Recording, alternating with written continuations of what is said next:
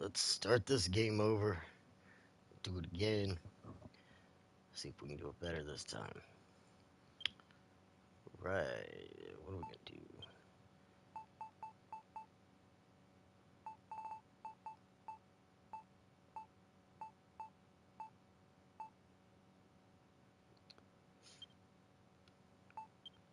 Hair color.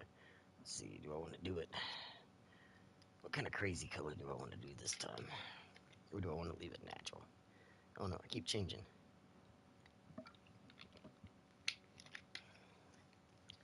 Hmm. That's a tough one. Let's see. Maybe make it like the old wise builder. Some blue hair, some white hair or something. Like, the darkest hair just doesn't look dark enough.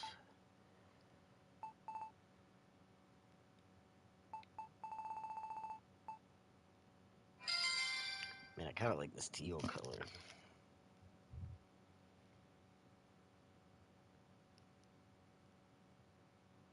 Yeah, sorry, got a message here.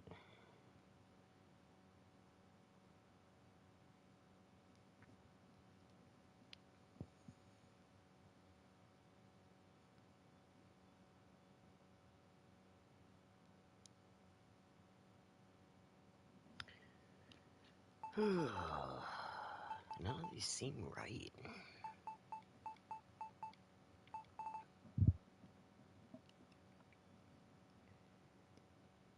Uh,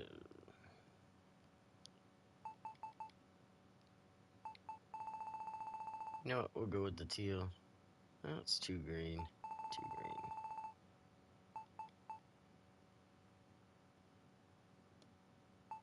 Too white. Too yellowy white. I mean, that's not bad. Yeah, I think we'll go with that.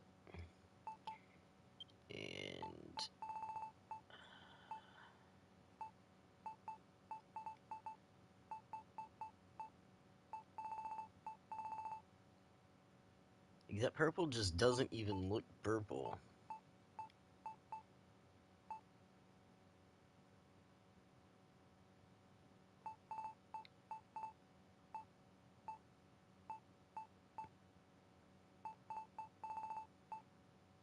And that looks more blue. What is up with these eye colors? It's been so long since I made a character on here.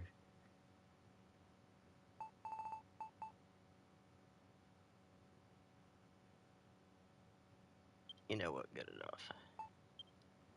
Very, very bright character. Uh,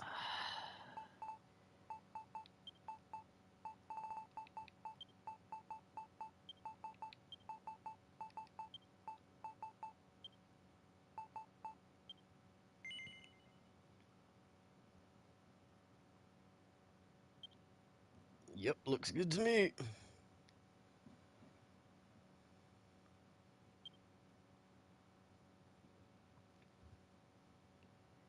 Just make sure I know there's some sound things I need to change here.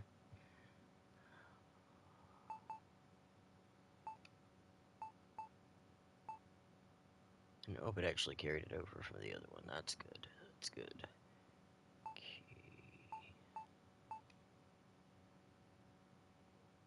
Good, good, good, good, good. Confirm. Let's go.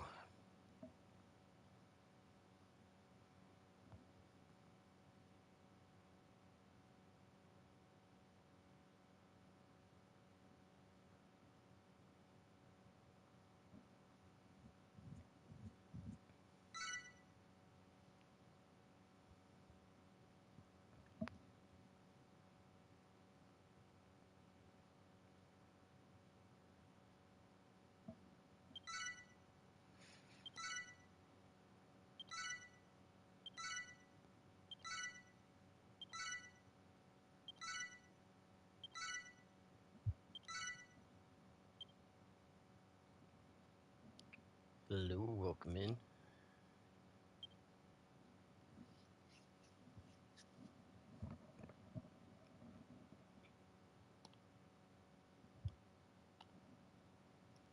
Gotta love how long these scenes take, and you can't even speed the words up.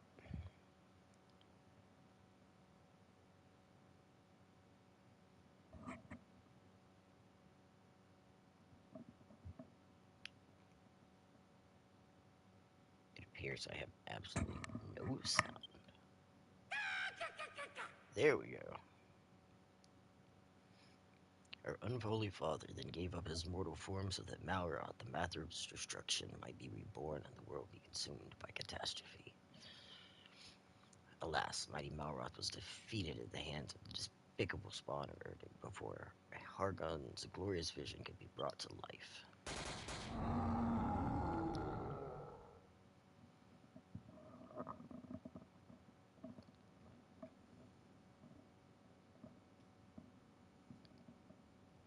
The moon has waxed and mooned many times since that fateful day. Now peace reigns supreme, and our order has been scattered to the four corners of the earth. Tell me, brothers and sisters, what does a monster do when backed into a corner? It bites, I say. We must do everything and anything within our power to bring this world to ruin.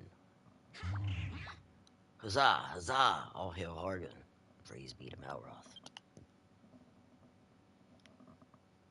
Crazy bunch of monsters. O hellish father, hear our prayer. Deliver us from this world of oblivion.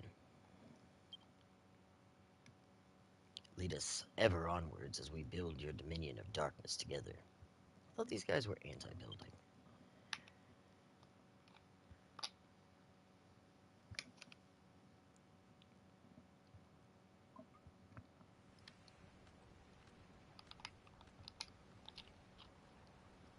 Marcus, you are the hero who will save this world. Arise, my child, your destiny awaits. Yeah, I think I know this story. Unlike my 8th life. You're no hero, I know that much. You're one of them builders, right? Yes. Yes, I am. You wanna watch that mouth of yours, boy? Telling the truth might land you more than you bargained for. Still, at least you're not a master builder. You might only be an apprentice, but that'll do. Actually got just the job for a lad like you. Once you've wiped the sleep from your sockets, come and meet me up on deck. Yeah, okay, Bones. I'll do just that. Because you're not giving me much option. And that's about the only reason why. I remember my health only being 11 last time. My main profile, I think it's 192. Admittedly, I did not do as much battle on that profile either. Stairs are no match for you, I see. You just can't keep a good lad down. Kekeke. You laugh so weird. Now, as you'll no doubt have spotted, we're sailing on the open ocean. You've got no chance of escaping, so don't even bother trying. Not that you'd get very far anyway. You're nothing but skin and bones. Says the one that's just bones. Here, get this down your gullet. It's fresh from the captain's table, which is where I sit, by the way. Kelp. Yum. Actually kind of like kelp. Marcus can't remember the last he ate. Thought of food makes his stomach start rumbling. Hey, how you get my real story? Believe it or not, that kelp can be eaten. Select it with and press square to eat it. Doing so will refill your fullness gauge and replenish some health. Yes, it will. Eat that thing right on down. 5% health. Yeah, we got 65 now. Down in one. That kelp's pretty tasty, isn't it? Pungent aroma, slimy texture make for a spine-tingling combination. You should thank your lucky stars you got scoffed with such a scrumptious snack, because it'll be the last meal you ever eat. Yep, you heard me right. You'll be dead soon enough. Don't worry, you won't be shuffling off this mortal coil just yet. Got plenty of hard graft for you to be getting on with first.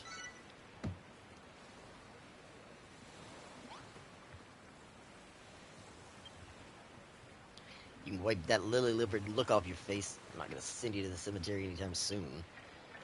So long as you've got some life left in you, I'll give you a chance to keep hold of it, but you'll have to follow my orders to the letter. What's that? You want to know where we are and what you're doing here? If you're that desperate to find out how far up the creek you are, without a paddle, I might add, go and talk to those 5 monsters beneath the flag over there. Alright, you could have just answered my question, but I'll go talk to them.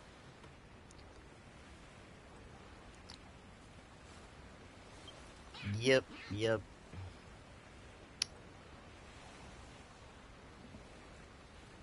Oh, it's not near my end. You just think that. Well, if it isn't the map the builder, you're only in a Plymouth. You puenting around like you own the place. Yeah? Yeah, and I will. I'm gonna own your boat. It's gonna wind up off my island, buddy. Honestly, you can't go anywhere these days without bumping into that little builder hell-bent on undoing all our hard work. Yep, yeah I am. Build it back up, what you tear down. That's my jam. We're going down the pan, that's for sure. Only choices to eliminate bothersome builders like you one by one. Hee. Yeah, I really can't stand your list. The ship keeps swaying from side to side. I feel a little bit seasick. What's that? You want to know where we're sailing to? Have it the foggiest. The higher-ups would never tell stuff like that to a little Jackie. Hello, woman. We're the last surviving members of the Children of Hargoon. The ones who didn't get squished. Yet. We're gonna bring this world to its knees, all in the name of the great and glorious High Priest. What's with all the slurping? I'm just salivating at the prospect of squashing you goobans once and for all. Slurp, slurp, slurp. Some of the weirdest dialogues. Middenhall, Canuck, Moonbrook. From forth these 3 kingdoms did come the hated heroes, the scions of Erdrick. Laid almighty Hargon low. With his dying breath, our exalted leader surrendered his mortal form so that Malroth, the Lord of Destruction, could be born. Alas, he too was vanquished. But does that mean all hope is lost? No, I say. Hargon's ambitions did not perish with him. Maybe not today, maybe not tomorrow, but one day we will reduce this world to ruin.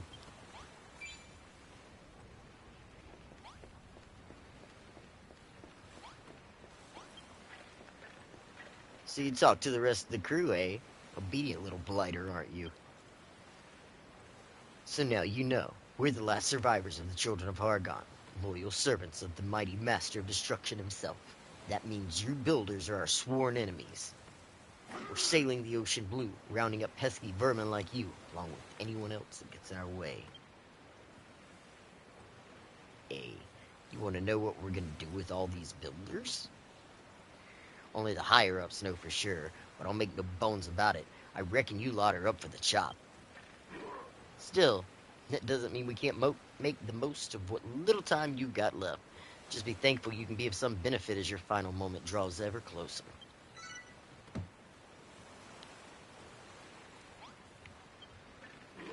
Listen up, builder. Unless you want to spend the rest of your life behind bars, or worse, you'll do as I say. So here's the deal. Last night's storm messed up my ship good and proper. I want you to make things ship-shape around here again. To start with, I want you to break up all the driftwood strewn around the deck and bring me the wood when you're done. Go on, chop chop. Alright, let's go. We'll break up some wood. We don't have to punch it, because, you know, they can't trust us with the tool. I might chop or lop a head, you know. I fell down the hole. Back up on deck. Promise I was working.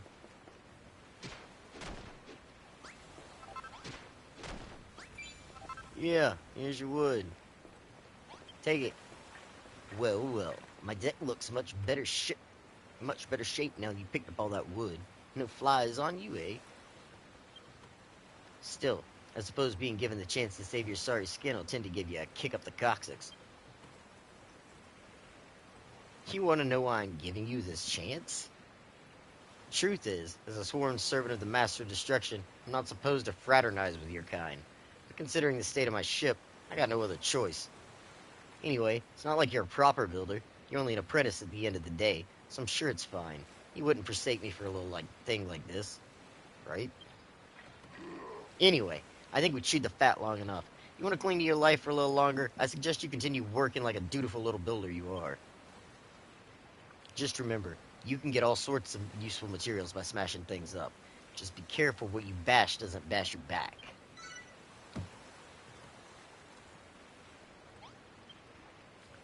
You're an odd one. Since the moment I let you out of that cell, you've been scurrying about my deck and chatting with my crew without a care in the world. You asked me to, dude. You asked me to. If anything, I'd wager you were actually enjoying this. There must be something wrong with you. Can't explain it any other way. I mean, why else would you wear that dopey grin on that dopey mush? Faced with the same fate, most prisoners would be scared witless. But not you. You what? You always look like that when someone's got a job for you? Hmm. Seems like you aren't scared of us at all. I better keep you busy, or who knows what you might try and pull. Luckily, there's plenty for you to be getting on with. For starters, some of the boys on the deck have got jobs that need doing. Report back to me when you got them sorted out. And if they got stuff to do, why are they not doing their own job? That's my question. You just sent me to go do your minions' jobs. Why aren't your minions doing their jobs? Been watching you, builder. I saw you scramble around the deck, greedily pocketing all the wood you could find. Yeah, because your boss asked me to. Did your boss? Whatever. The raging tempest that struck last night washed all of our navigation lights overboard. But such things can be rebuilt, can they not? To wit, I wish for you to use the wood you collected to make some new torches. See that worn-out workbench over there? Use it to make 5 torches. Here, I believe you'll need this oil to craft them.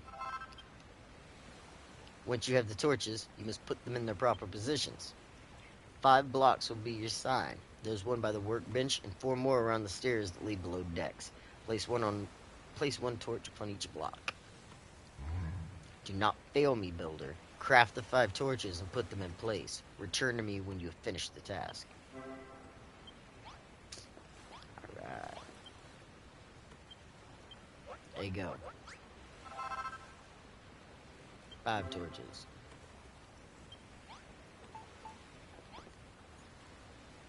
One.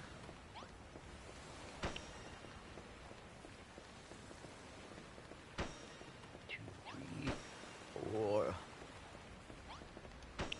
5. There. Happy? Seems like you've done exactly as I asked. The guiding flames burn brightly as before. For a ship such as ours, they could do with being a touch more sinister, if I do say so myself. But I shan't complain. The deck is illuminated once more. I must say, your propensity to create unsettles me. Not that it matters. You'll soon outlive your usefulness.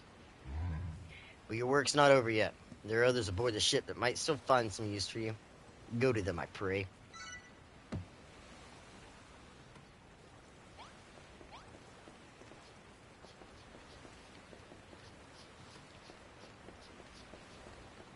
Now we got this guy up here. I seem to remember there being somebody up there once before. And I don't remember when or why. But I think every time I've looked since, I haven't been able to find them. And I don't know. Maybe I was mistaken, or maybe it's when you're back on the ship and I've just missed it. I'm gonna go check though. Just to double check that there's nobody up there. I think it's empty right now though. Oh no, there's little Dracky.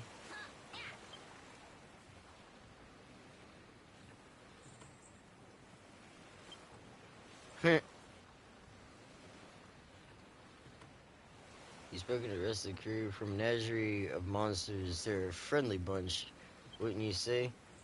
I just worry they've gone a bit soft. Argon was overthrown and peace returned. You better not get the wrong idea. Human and monsters were never meant to mix. We're enemies. Always have been. Always will be.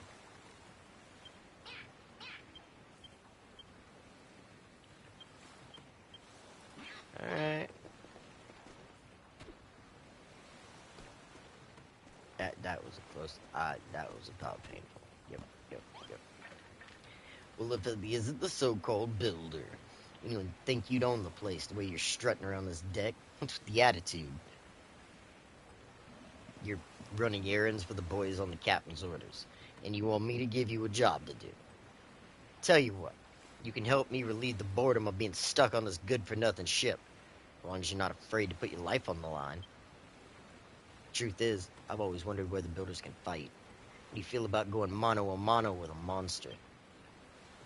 Oi, you. Fancy taking a swing at this kid? Just try not to kill him, eh? Alright, better put them dukes up. I warn you, though, that skeleton soldier's a proper head case. Come and find me after the fight's finished, if you can still walk.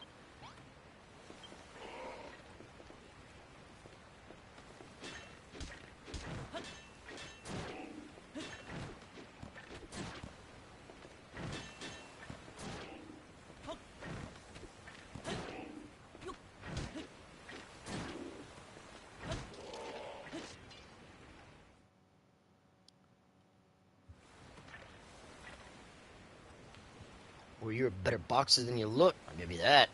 Still, the only thing those pathetic punches of your hurt was my pride. Not that I should be surprised. You're pretty bony for someone who claims to be a builder. It doesn't exactly bode well for your future career, does it? Lucky, you don't have a future to speak of at all. Alright, be off with you. I'm gonna tell the bosun what a weakling you are. Hey, yo, dude, your monster's crap-talking me. Fight like a cow's cadaver. You builders really aren't cut out for combat after all. What's that? You'd have smashed him to smithereens if you had a weapon? Likely story. You gonna bash him upside the skull with one of them torches you were such a whiz at whipping up? Don't make me laugh. Huh? What's that book you got there?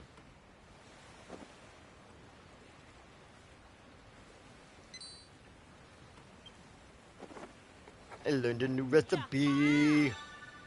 Cypress stick. Broken branch whittled to work as a weapon. Attack +8. It's my bashing stick. Don't just stand there smirking. Tell me what's so funny. You what? You just worked out how to make a cypress stick? Well, I never... Are you telling me the builders can invent things as well as make them? Well, don't just stand there looking gormless. Put your money where your mouth is and make this cypress stick then.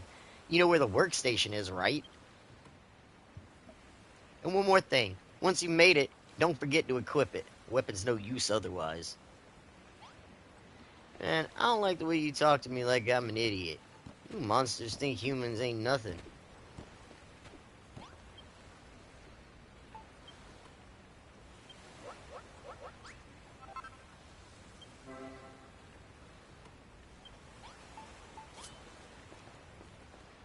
Here, I equipped your cypress stick. Take another swing at your little dude over here. The boy genius returns, cypress stick in hand. Now you really look the part. What do you say? Fancy another crack at that old bag of bones now that you got a weapon? Yeah, I do. Yeah, I do. I'd like to take a crack at you too, buddy. That's the spirit. I want to watch that rotter try and put himself back together once you're through with him. Yay, he has faith in me now.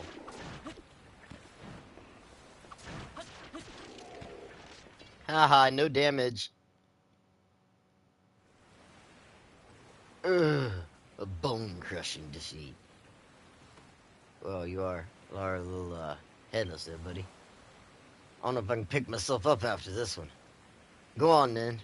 Lad, go and brag about beating me into the bosun. Well, you certainly gave that bag of bones a good hiding. Just look at the state of him. The only thing he's good for now is feeding a dog. Yeah, I don't think I want to make my dog sick. Seems like bad bones. You what? You feel a bit sorry for him? That's a new one. I'll wager no human ever shed a tear for a monster before. Just don't think you can butter me up by tickling my funny bone. Anyway, thanks for that, builder. It certainly helped pass the time, if nothing else. I even think I learned something today. You builders are useless in a fist fight. But with a weapon in hand, you're not to be sneezed at. But you're not done for the day just yet. Not by a long shot. I got a feeling in my bones there's someone else on board who needs a helping hand. Yeah, I got a feeling you're right. Somebody always needs a helping hand on this ship. Y'all can't seem to do any of your work yourself. Woohoo! My, you have been a busy little boy, haven't you? First you made those torches, and now a cypress stick. But one can hardly call oneself a builder without one's tools of the trade. Where are yours, builder? Do you even have any? No. Alas not.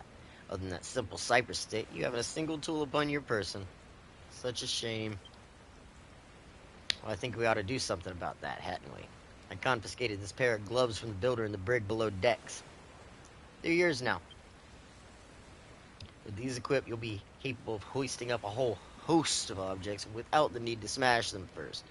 Ideal for organizing your articles in an orderly fashion. So, without further ado, take your new found gloves. Gather all the barrels strewn higgly-piggly about the deck and place them on the map beside me.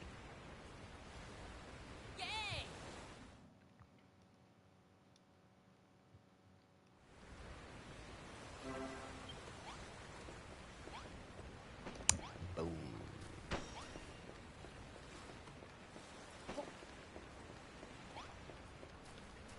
2,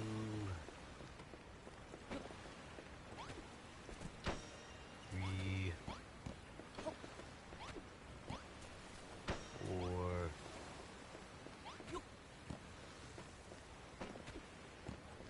Excuse me. 5.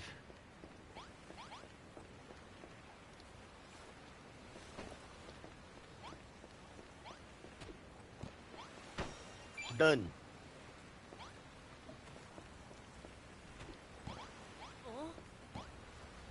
But yet I can't move those to put them in the hole.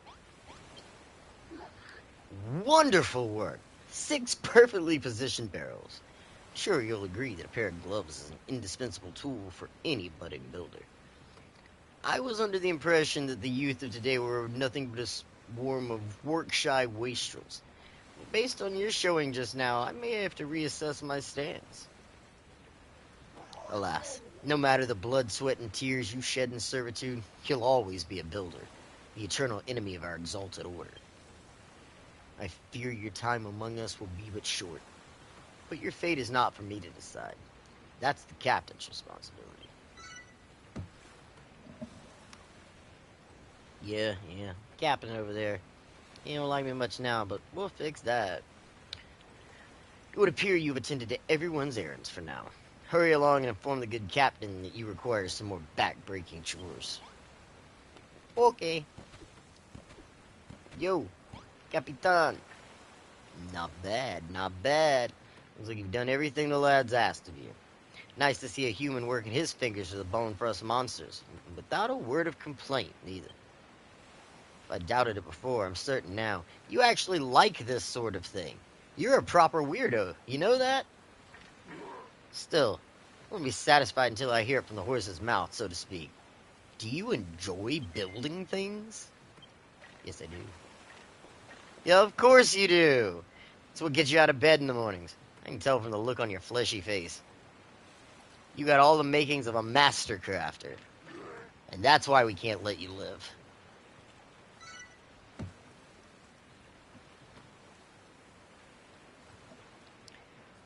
Well, what with you builders being our mortal enemies and everything, I can't exactly have you running bow to stern like a billio now, can I?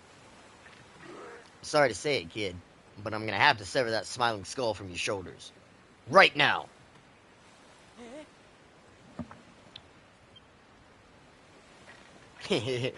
Just tickling your ribs. Don't look so scared. I'm not really gonna lop your noggin off. Well, as long as you stay on my good side, that is. After all, I wouldn't want to lose a willing worker like you. I reckon you got it with what it takes to be cracking, little cabin boy. And what's more, I like the cut of your jib. What do you say, laddie? Will you join my skeleton crew? You don't have to say anything. I can tell. You two have come with joy to thank me now. Actually, there's something else I've been meaning to ask you. What's that big book you're lugging around? Never seen anything like it before. Huh? Where does rain come from? Ha! You'll have to tell me later, laddie. Looks like there's another storm rolling in. An apprentice builder. You will do nicely.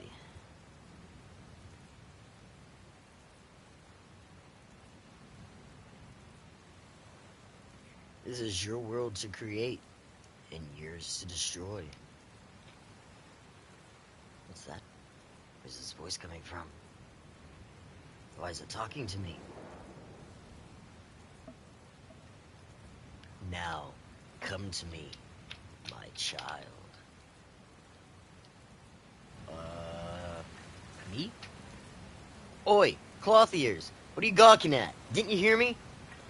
I told you to get a fleshy rump below decks and into the hold. It's far too dangerous up here for a landlubber like you.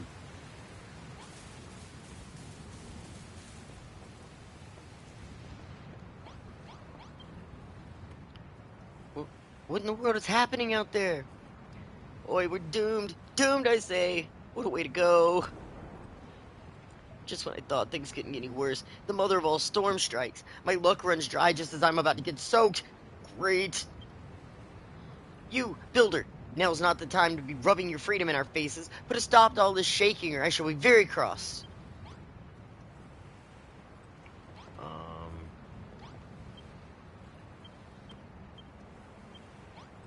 Because I'm supposed to fix the shaking ship.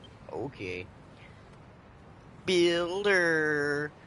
Builder! Though the storm may set your spine a tingle, you need not fear. Our captain is the finest sailor the children of Hargon have ever had. The ship will be safe with him at the helm.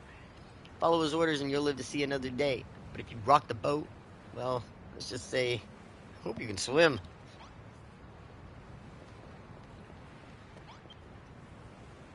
Ooh, what an awful storm. Never seen a ship shake and shudder so. If you're looking to hide in the hold, it's just at the end of this corridor. Hurry, builder. This chat might be your last. Okay. So I think later. Yep.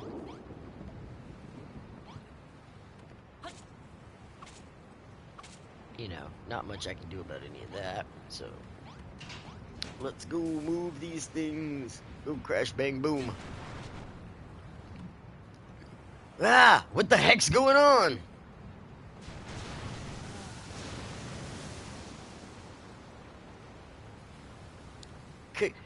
Captain!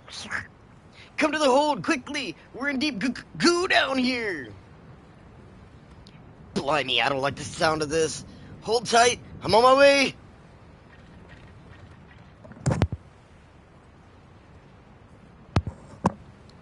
You alright there, builder? But I can't be stopping to help some human. I gotta get to the hold.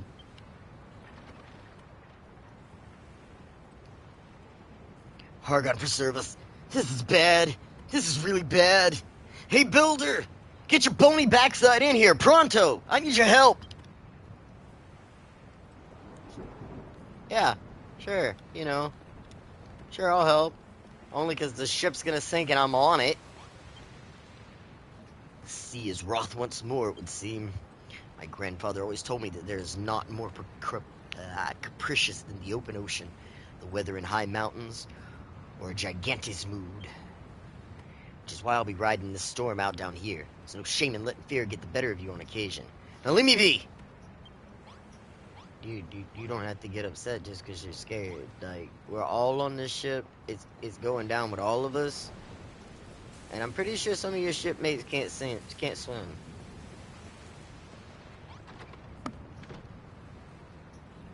Over here, builder.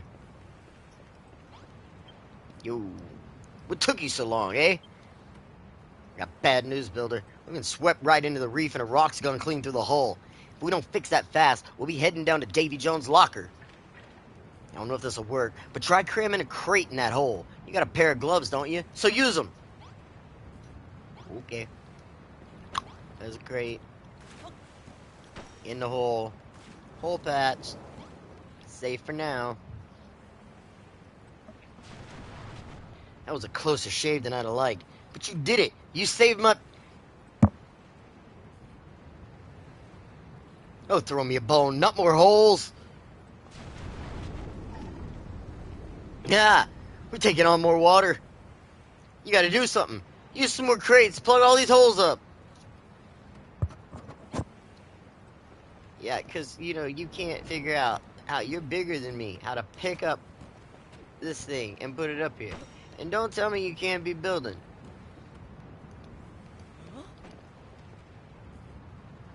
You just refuse to be building.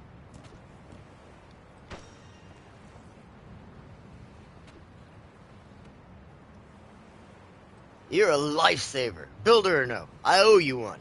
Yeah, you're gonna owe me a lot when you got your own island later on, man. Whatever running with that rock has made mincemeat of my hull. The next wave that hits us could... Ah, I knew it! It's a race against time, Builder. Come on, cram crates in those holes. Hurry, hurry! Dum, dum, dum.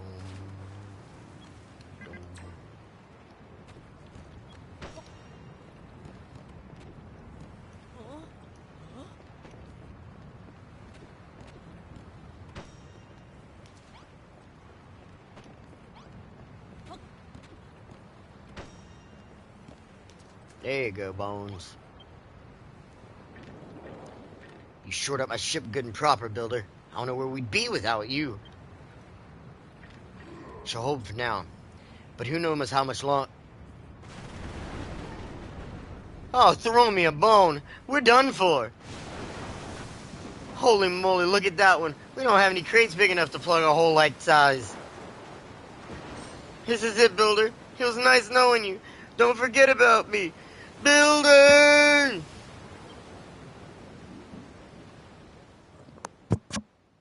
No way. I won't forget you, man. I'll get you eventually. I'll find you. It'll take a long time, though.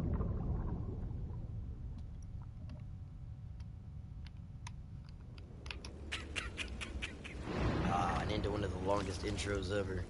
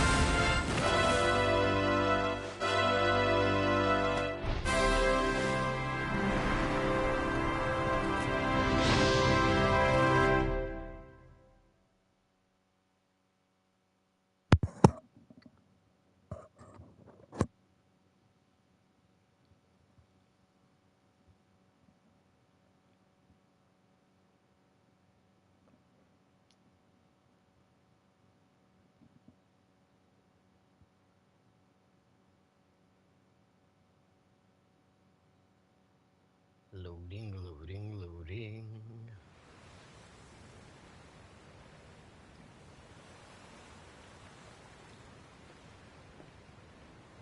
Mark purpose awakens on a sandy shore.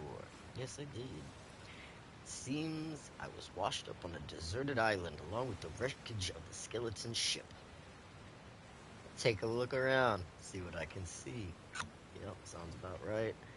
Okay, so I do know I need some more kelp. Not a lot. I just want to get my health up because I don't want to deal with it later. The reason I'm picking up the sand is because I don't want to leave it lying around. I will forget to come back and get it. Horrible about that.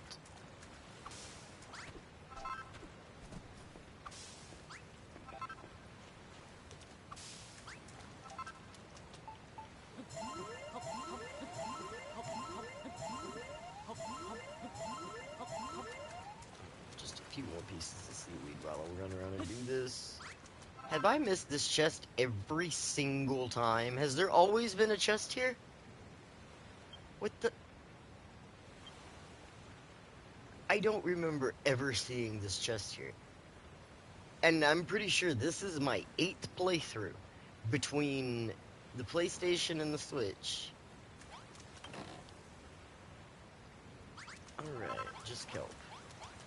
I really don't recall that chest being there, though. I guess it had to be, but... Alright. Hello, welcome in.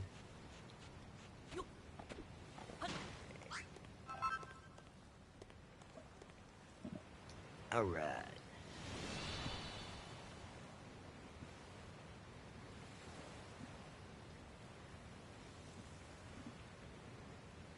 It just takes forever to show off everything.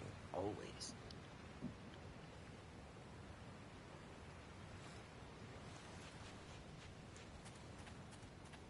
Oi, up there. The sky is such a strange color. Have I died and gone to heaven? Or hell, more likely. Huh? What's that noise? Hey, Spiky! Who the heck are you?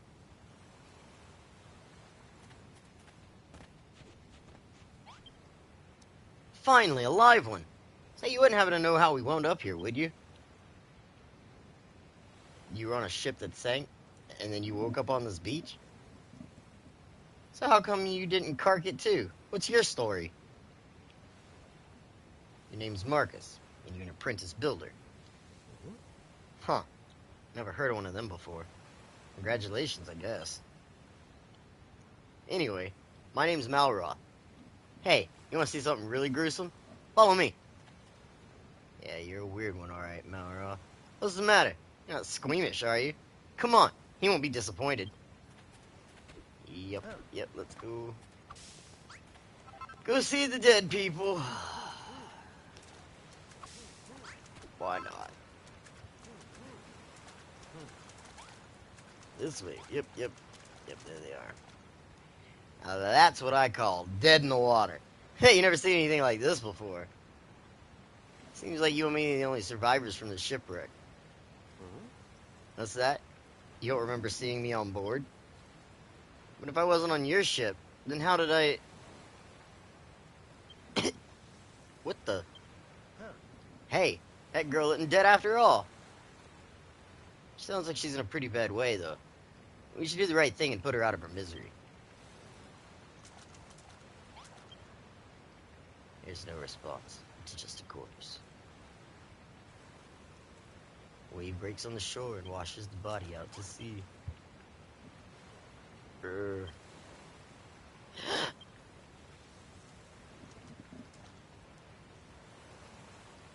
Where am I? How did I get here? Hey! You're pirates, aren't you? Filthy, freebooting brigands who shall take me captive and demand a ransom for my safe return. Ah! There she goes. She's got a mouth on her, hasn't she? Only one way to make sure she shuts up for good. Mind if I do the honors? You know, Malroth, she gets on my nerves too, but that's a little extreme there, buddy. Just a little bit. Girl's got some serious issues. What do you say we shut her up? Permanently. Yeah, maybe not. Let's go check on the other bodies, clear them off the beach. Kind of gruesome to leave him laying there. Alright, that's it. Hey, Chica, come back.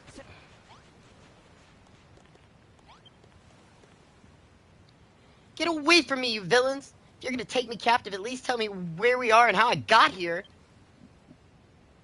Well, we're on an island with nothing but sand, rocks, and a few corpses to keep us company. You must have washed up here with Marcus when your ship sank. Just a moment. Do I know you? Yes, I remember. You're that builder from the ship. The one who ran around grinning while those horrid monsters barked orders at you. I know you were in cahoots with them. So that means this is all your fault. Well, what are you going to do about it? You're going to make the things we need to survive while we wait for a rescue party? Oh, well, all right. Even a rank amateur like yourself should be able to use that worn-out workbench outside to make the most basic essentials. I'm Lulu, by the way. Now, what we need to hold out until help arrives. Let me see. Lulu's demands. We'll need shelter from the elements while we wait to be rescued. I'd rather not die of exposure before then. The walls must be at least 2 blocks high, and we'll need a door for getting in and out. Why not use this old shack? It's rather worse for wear, but I'm sure you can fix the place up. You can salvage some of the decking from the wreckage just to patch up any holes. Just use those gloves of yours to pick it up. You won't have to worry about splinters that way. We have no idea how long it'll take for a search party to locate us, so you need to find enough sustenance to tide us over until we're rescued. There's bound to be a scallywinkle or two on the seashore. They're edible as long as you give them a good grilling on a bonfire first. You'll need some wood to build a fire. Luckily for us, there are plenty of pieces of driftwood and broken barrels from the shipwreck lying about. You may as well put them to use. I'd like to know when exactly she had time to look at what was lying around, because she kind of woke up and then took off screaming and, just kind of whatever. Now, I can't be expected to put my head down for the night on these lumpy old rocks. I need a proper bed if I'm to get my beauty sleep. I don't imagine you're capable of building 4 posters, so we shall have to make do with 3 piles of straw bedding. Place them in the room when you're done. Hey, don't start telling us what to do, bossy boots. Who made you the leader around here anyway? Oh, pipe down, you Neanderthal. I don't even you don't even have the common decency to wear a proper shirt. Don't think you're impressing anyone with those oh so mighty muscles. Say that again and I'll show you how mighty these muscles are. Oh, Builder, you will do these little favors for me, won't you? You'll save me from this savagery. Pardon? I couldn't hear you for the waves crashing on the shore. I'll ask again. Oh, Builder, you'll do these little favors for me, won't you? You'll save me from the savagery. Yeah, I don't think I have much of a choice here. That's wonderful. I knew you'd do exactly as I asked. You can consider these little tasks as training exercises if you like. Then, when you become a full-fledged builder, you'll have me to thank for it. Yes, Karen. Training exercises? Who does this girl think she is? Remember what I said before about putting her out of her misery? Well, how about we put her out of our misery instead? Malroth, you might have a point.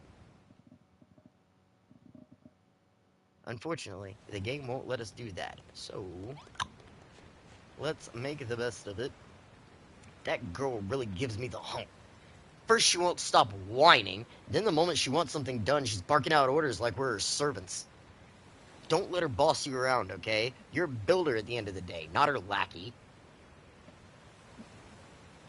Yeah, I know she's stranded here too, but that doesn't mean you have to help her. Don't be such a soppy sad case. She's a castaway at the end of the day, same as us. You gotta look out for number 1. That's my motto. By the way, there's something I've been meaning to ask. You said you were a builder? Is that like something to do with the duck's nose? What the heck, Malroth? What does a duck have to do? Well, whatever this builder nonsense is all about, I'll help you. But only so I don't have to hang around with her. You decided which one of her errands you'll do first? If it's up to me, I mend those walls while we're here. Just stuff some planks in the holes, and hey, presto, we builded ourselves a brand new room, right? Yeah, it's actually the exact idea. I don't know why building's so complicated for you, Melroth. To be honest, I blanked out the rest of her requests. Speak to her again if you need a reminder. Yeah. So we're gonna just stuff these right here.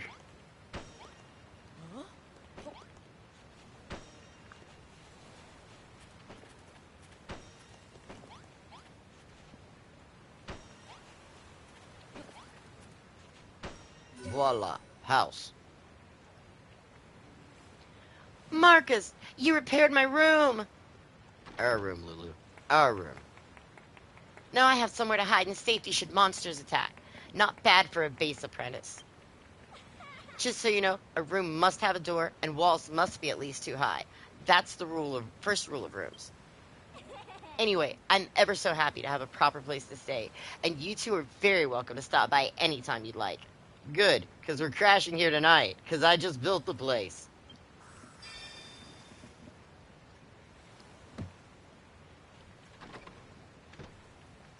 Well, she seems pretty satisfied with the new room. Right, next up is dinner. She wanted us to cook one of those scallywackle things on a bonfire, didn't she? That's something you can do.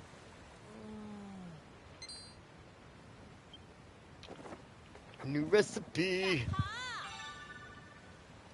Big bundle of branches that burns brightly. Can be used to cook food. What's the deal with that book? Huh? You just invented bonfires? Now you can build one if you have enough materials? All you need to do is put together some wood and oil on that worn-out workbench. Well, if it's oil you need, I can give you some. I wrung this out of the slime that got in my way earlier. Here. All you need now is wood. The girl said you can get some from the driftwood and broken barrels on the beach. Whatever that means. Anyway, you better get that bonfire built. No use starving her. I'll only put her in an even worse mood than she's already in. Yep, let's get some wood.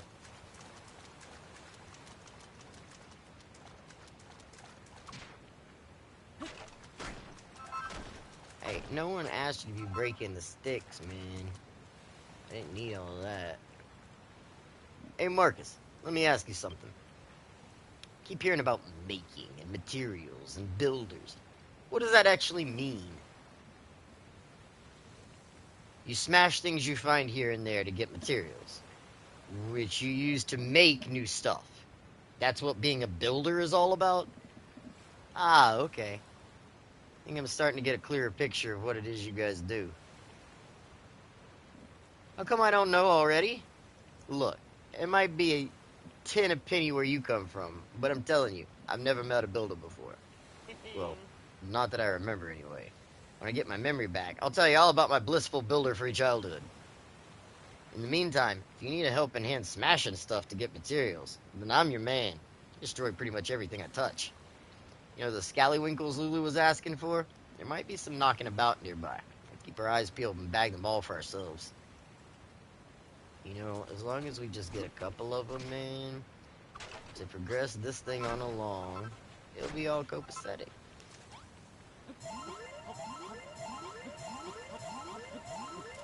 Look, I'm already full. You and she can have the scallywinkles. What's that funny looking thing you got there? It wouldn't be one of those scallywinkles that girl was jabbering on about by any chance. Well, it smells pretty fishy to me. If we ate one of them raw, we'd be chucking up chucks till the break of dawn. That's something I'd rather avoid. Yeah, she said you gotta cook it. Like, she said we gotta put it on the fire. It wasn't hard instructions.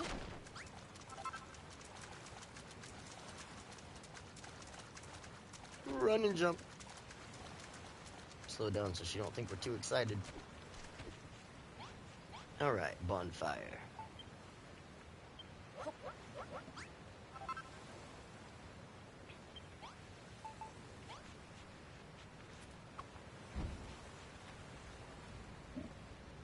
What's that you've made? Hot as heck and it spits and crackles. Must be a bonfire. But are you sure you know what you're doing with that? You know you're not supposed to play with fire, right?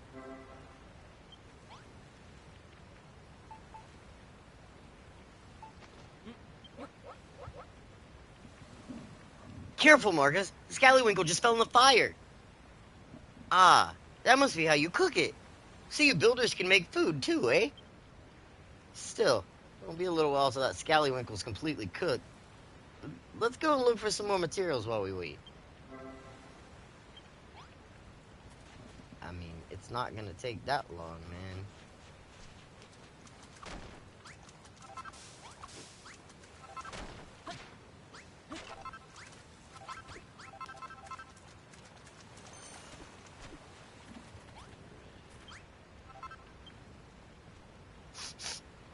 That aroma. Is that the smell of a succulently skewered Scallywinkle? I must have it. You did ask for it. Ah, the scent of seaside combines perfectly with the gravelly crunch of the sand grains. Simply irresistible.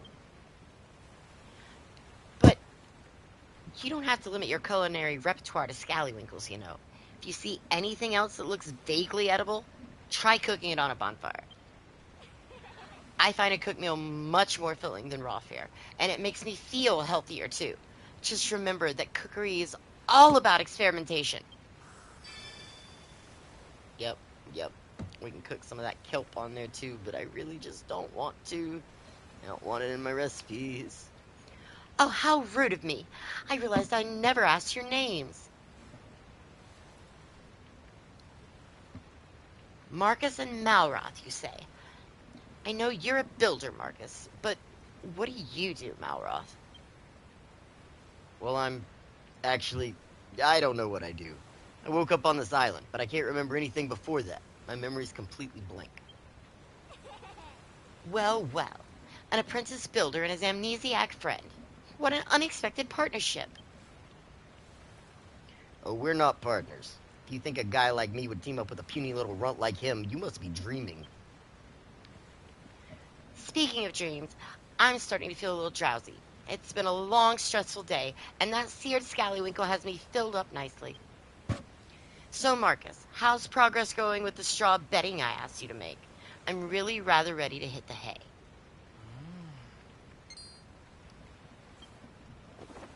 New recipe. Straw bedding. Basic bedding made from dried weaves plunked in a pile. Can be slept on.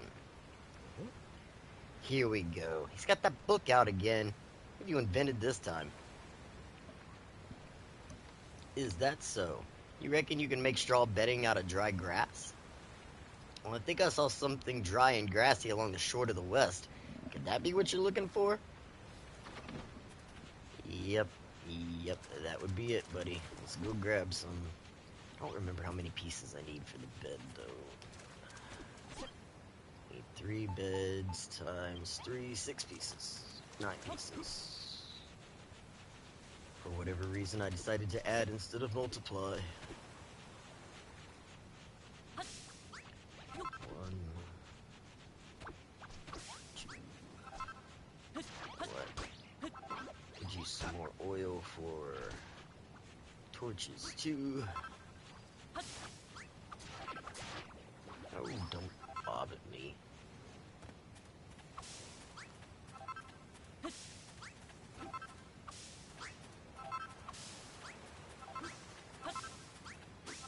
Alright, that is plenty. Off we go. Well, you're almost done. Might as well knock you out. Thank you.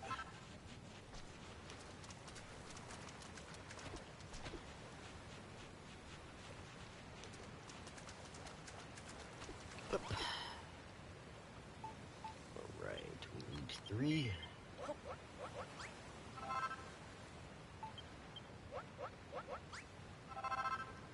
And torches are made. In we go. So, let's put over here, and over here, because honestly, none of us want to be near each other. This is wonderful, Marcus. You've made a bed for me and a couple for yourself, too. taking a nap during the day to help recharge our energies, and after the sun goes down, we'll be able to while away the dark and dangerous night in dreamland. I wonder what Mama and Papa would say if they knew I was rubbing shoulders with a builder, and on a desert island, no less. When the children of Hargon attacked my hometown of Rippleport, my parents were caught up in the fighting. Those maniacal monsters murdered them in cold blood. So I stayed on at so I stowed away on that accursed ship, hoping to avenge their deaths. But I was caught before I had the chance to do anything. We all know what happened next. Oh, Papa, Mama, I may be marooned on a desert island with these two lumbering lummoxes, but I shall survive. I pray that you watch over me in these trying times.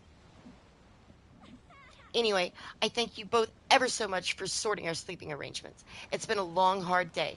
I suggest we all get some well-earned rest.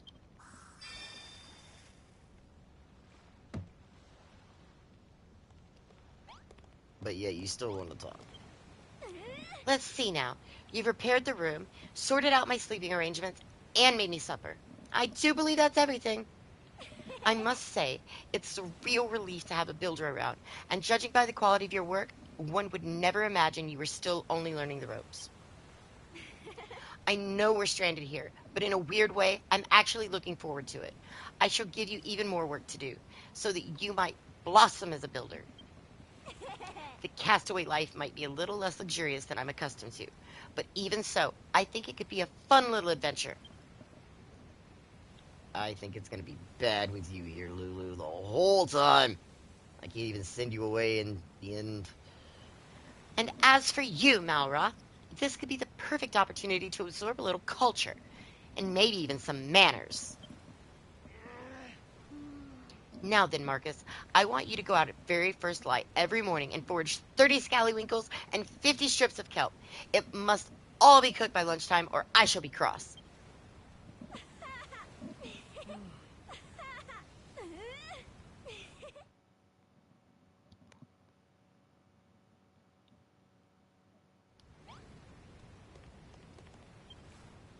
I thought Lulu might calm down a bit once she got what she wanted, but she's just as big of a pain in the neck as she was before. Still, I'm impressed. Despite all her nagging, you made everything we need to stay alive. Wish I could do what you do. Hey, Marcus, can I have a go at that workbench? I'm gonna try making something myself. Yeah, alright, man. You can't do it, but go for it. I've been watching you make stuff all day, and I'm pretty sure I know exactly what to do. Watch this, Marcus. I'm gonna be a builder, just like you. Now then, what was it you do first?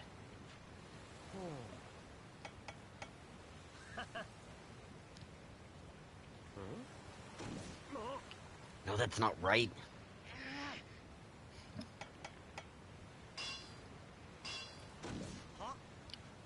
Damn it! Why isn't this working?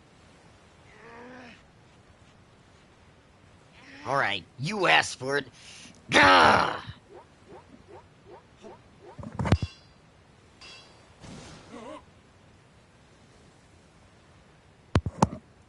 What did I do wrong? It doesn't make sense.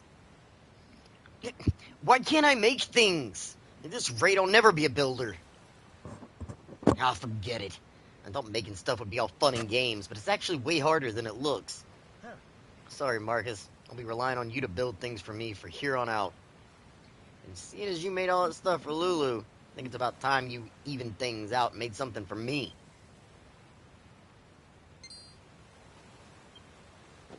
Got a new recipe. Oaken Club, a stout and sturdy wooden cudgel. Can only be used by Malroth, attack of 12.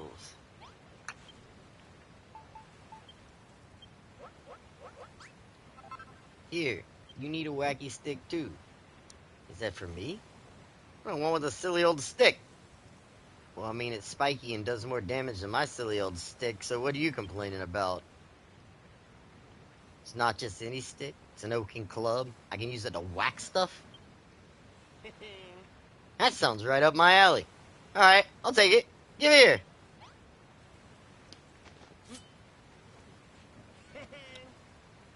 Hey, This really is a club and a half. I wonder how it performs. Only one way to find out. Stand back while I give this beauty a few test swings. You didn't even let me stand back. You just whacked me upside the head and in the hips and just beating me, Malroth. What is this? I like it. No, I love it. Squashing slimes will be so much more satisfying now. You didn't think you made it using only the junk we found on the beach? You're amazing. Thanks, Marcus. This club is the best present anyone's ever given me. I think. Huh? Marcus, can you feel that? Some kind of evil aura. Must be coming from a monster, or whatever it is. It's way more dangerous than those scrawny little slimes we saw before. This could be a good chance for you to learn a thing or two about how to fight. Just follow my lead and you'll be scrapping with the best of them in no time. The monster's somewhere down the coast of the west. Come on, I want to break in my new club by beating that sucker's skull. By breaking that sucker's skull.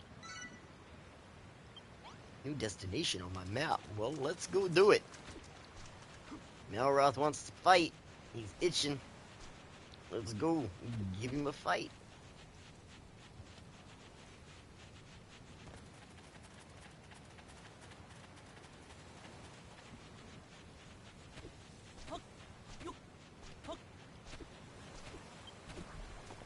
Defeat the enemy.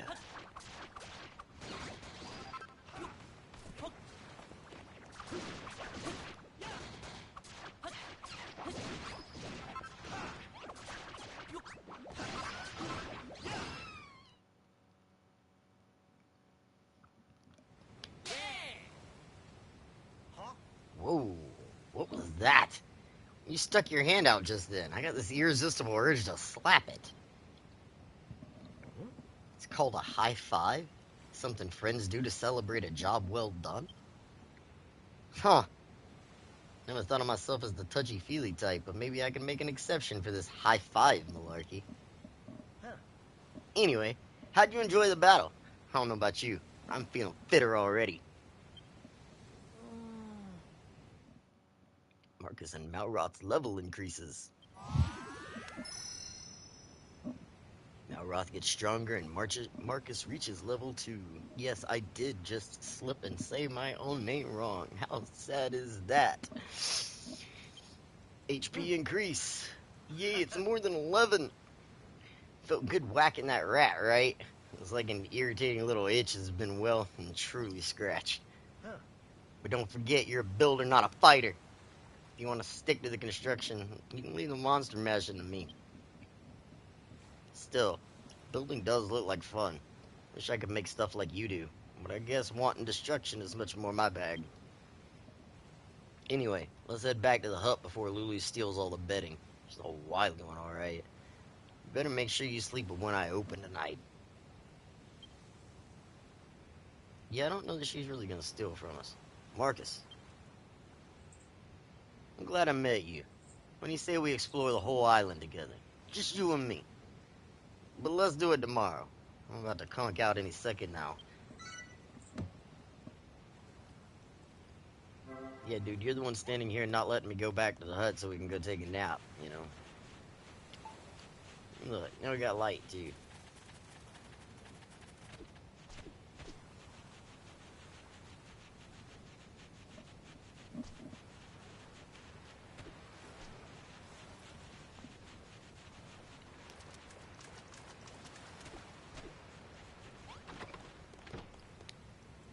know what?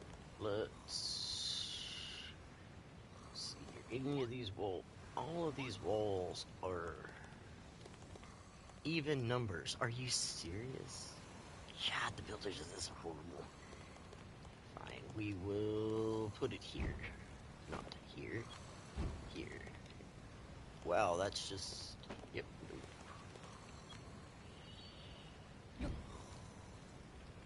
Just not right.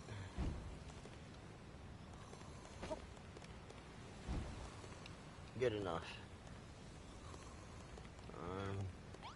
Guess it's just going to sleep.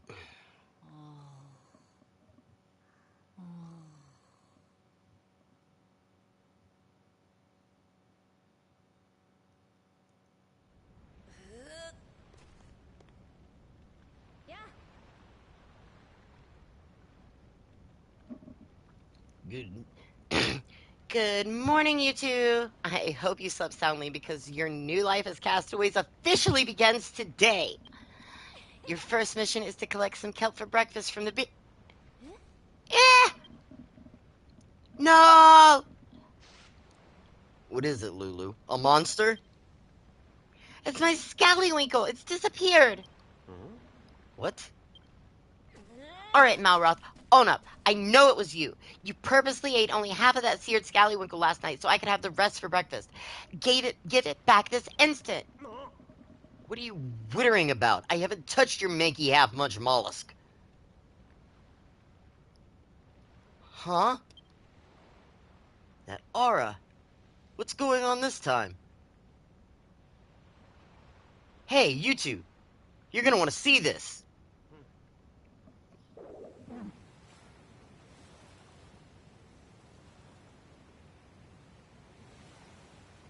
Just a moment.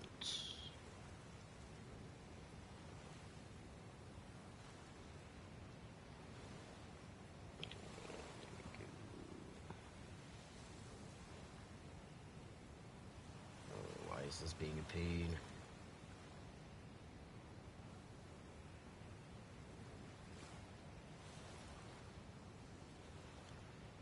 Here we go.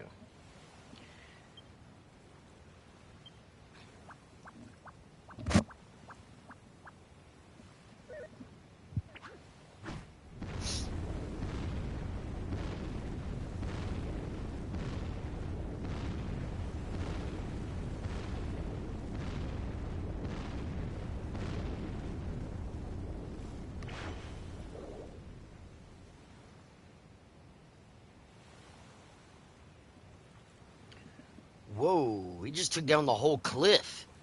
And are those steps? Ho ho, this way, young whippersnappers.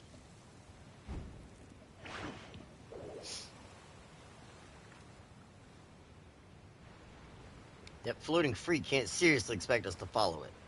Can it? On second thoughts, maybe be able to tell us something about this island. Marcus, Lulu, let's get after that monster. I got some questions that need answering. I mean, that is the direction we can go.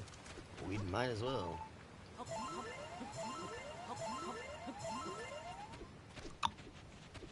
Boom, boom, boom, boom, boom, boom, boom. Up we go.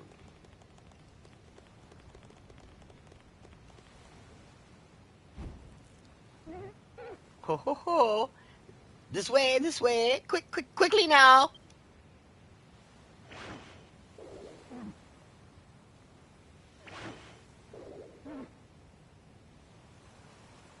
Grrr. Stay where you are, you freaky foggy. Fogey? I don't like this one bit.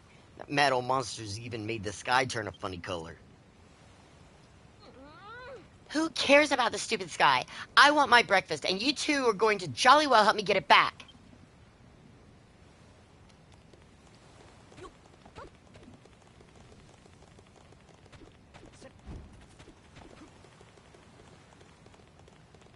think I ran a little too long. Let's try again, guys. Ready? Run!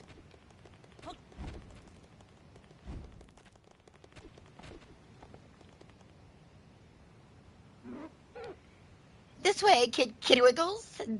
Nearly there.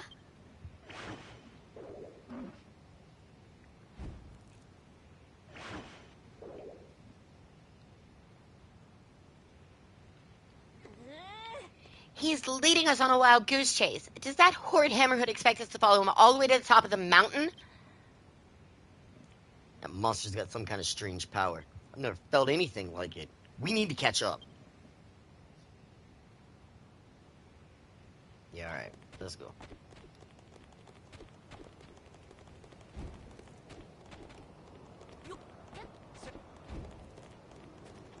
And hop, hop. The long hops do not make it go any faster.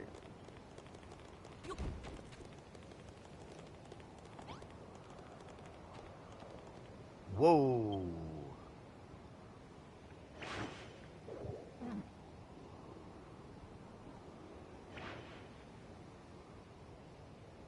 What's a place like this doing on a desert island?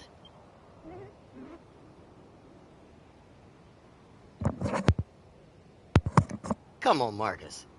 The Hammerhood's just up ahead. Let's make it spill the beans on the island secrets.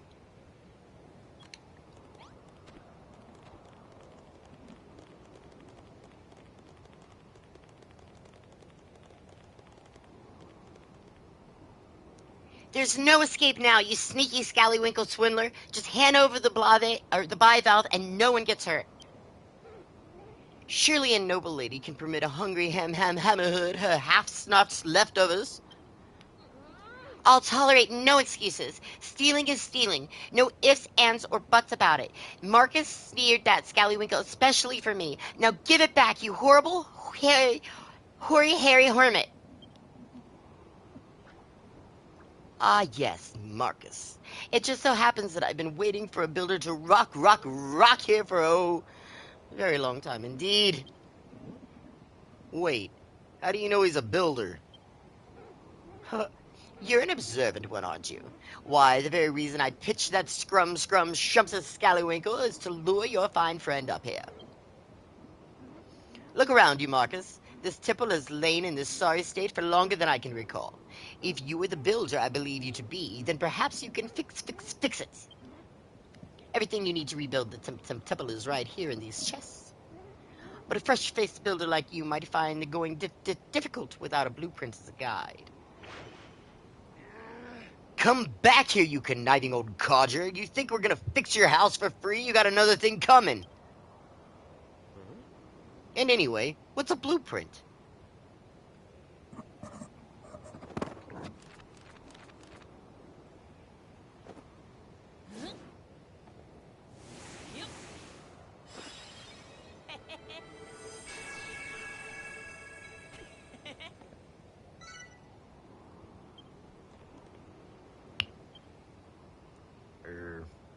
Marcus, why'd you draw all these lines on the ground? Is this one of those blueprints the Hammerhood was telling us about? Gosh, you've never even been here before, but you're still able to draw a design for the mountaintop temple? That's incredible. Now all you have to do is build it. Make sure you follow the blueprint to the block. Now! That old loony was telling the truth. Those chests should contain everything you need to finish the job. It looks like all you need to do is place the masonry wall blocks into squares and put a brazier on top of each one. Use your gloves to move them if you make a mistake. You ready to show Gary Glows-a-Lot how a real builder does things? Keep one eye on the blueprint and you can't go wrong.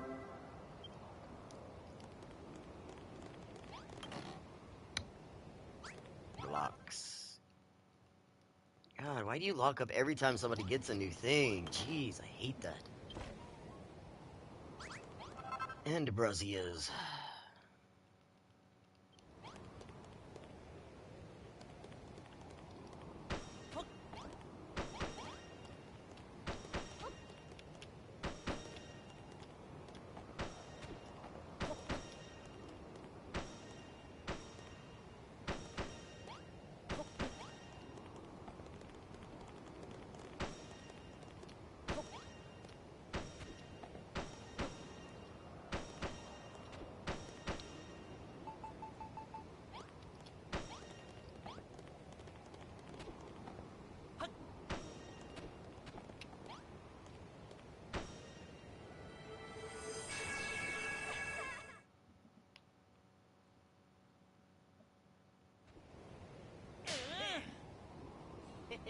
Good work, Marcus. You finished the blueprint.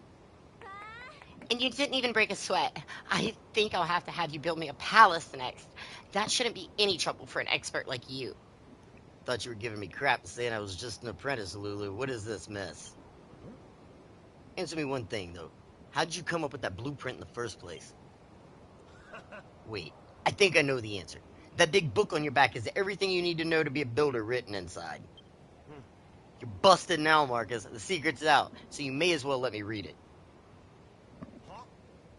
You won't? Why not? Is something the matter, Marcus? You've gone all red. Wait, you don't have a mucky magazine sandwiched between the pages, do you? Muckiness doesn't matter to me. Quick wipe down with a damp cloth and it'll be good as... Ho ho ho. You have finished repairing the temple, I see. I knew you wouldn't let me down. All it took was a glance, and you drew that blueprint as quick as a flash. You're the real deal, Marcus. A builder born and bred.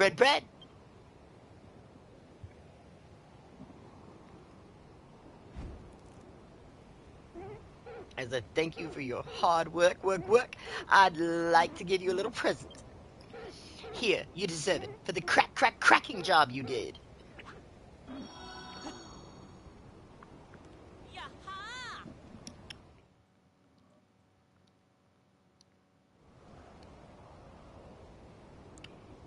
Silly old hammer. I thought you were going to give me back my breakfast. That's a giant mallet, an indispensable item in the tool kit of any self-respecting builder. With that hammer in your hand, you can break blocks you couldn't before, and gather even more materials. I also have another cooking gift for you, Marcus. I'm sure you'll like this one. I give you this island. All of it. Every last block. What? You're giving him this entire island? All he did was repair the temple.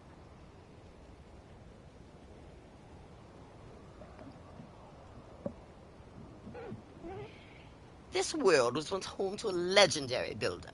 They came to this island, the Isle of Awakening, and sought to turn it into their very own piece of paradise. Yeah, I know, I've done it many times. I'm gonna start fresh. Do it the right way this time. Irritated with all the work I've had to do to undo all the story crap that I didn't want to do before. But now, everything is crumbled away. All that remains is the ancient builder's belief, embedded in the blocks beneath us.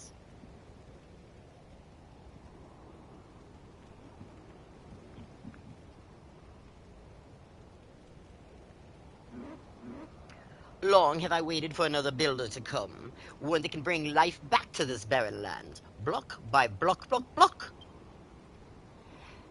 And you want Marcus here to do all the hard work. We don't even know what we're supposed to build.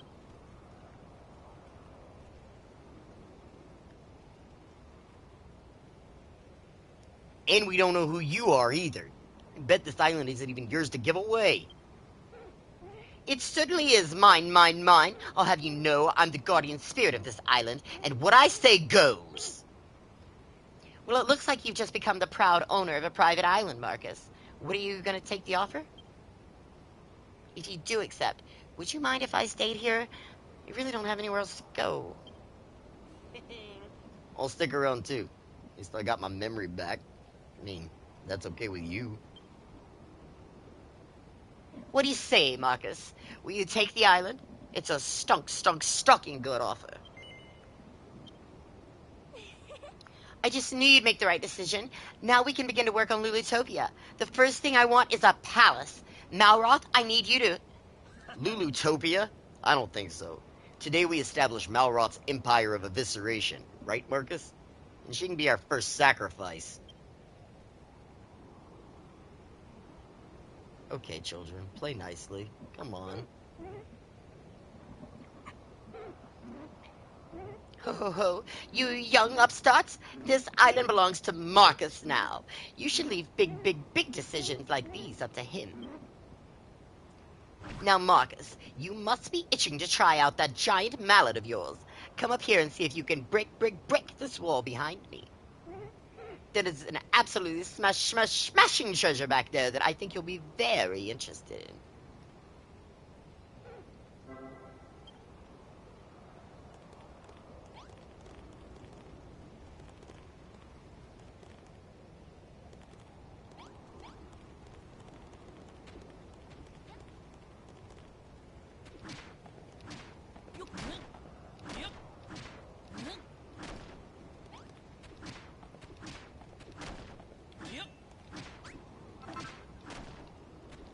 Yeah, I just really don't like leaving the dirt here, and I will not come back and do it. I've told myself over and over I'll come back and do it later, and generally I don't, so we're just gonna not leave it there to worry about later. You call that a treasure? Looks like a tatty old notice board to me.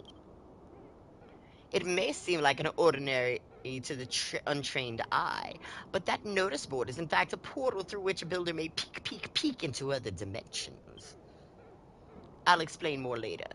For now, just peer into the portal and marvel at all the knockout things you see.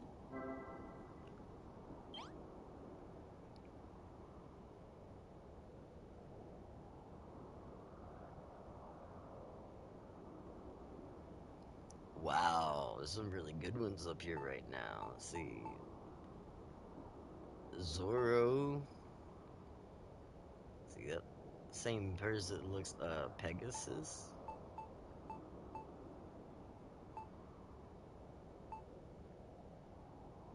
Definitely some interesting builds going on now. Did you like what you saw, youngins? Oh yes, I saw the most wonderful photographs, and there were so many of them. I hope Marcus takes the time to snap a few himself. I can be his model. You youngins, enjoy yourselves. Come and find me when you're done. I'll be waiting right out here. Yep, we're done. You guys, let me talk to him without you standing in front. Thank you. So how do you like your new notice board? It's quite the snapper's paradise, isn't it? As long as you have one of those boards nearby, you can flout the laws of space and time and observe the work of other builders wherever you desire. And you can put your creations on display for other builders to view, too. I'm sure you can see that the notice board is a super source of ideas and inspiration. Half of that was complete gibberish to me, but if it helps you build the palace of my dreams, I'm all for it. Speaking of which, I can't see you making much progress on that anytime soon. There's one rather big stumbling block that's getting in the way. It's this island. There's hardly any raw materials, and I don't think even a master builder would contemplate constructing a castle out of scallywinkles and kelp. I know that, little lassie. There's only one way to get your hands on the materials you need. Track them down elsewhere and bring them back here.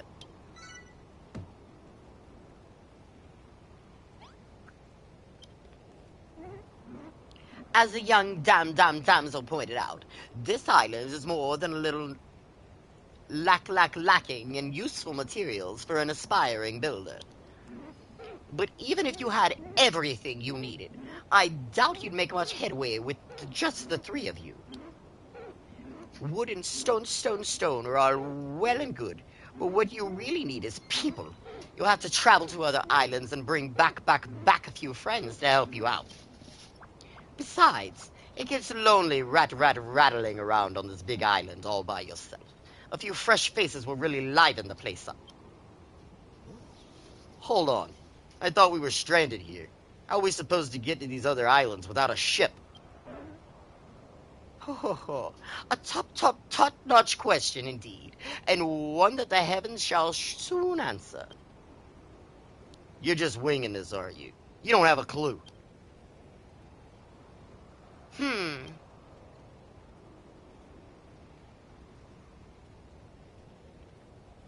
Ho ho ho. A ship. Whoever would have thought it? Well, apparently you, geezer. You told us something was coming. You're doing this on purpose now. Alright, out with it. Who are you really? And you can cut all that guardian spirit rubbish. Well, to tell you the truth, I can't remember who I am. I'm not even sure I ever knew.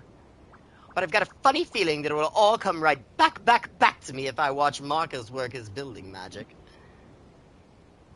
Well, there's no time like the present. Let's go and speak to the captain of that ship and get the work started.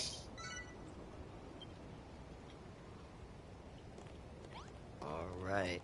And I'm gonna take a brief pause here before going down to this ship. Need to take a restroom break. I shall return.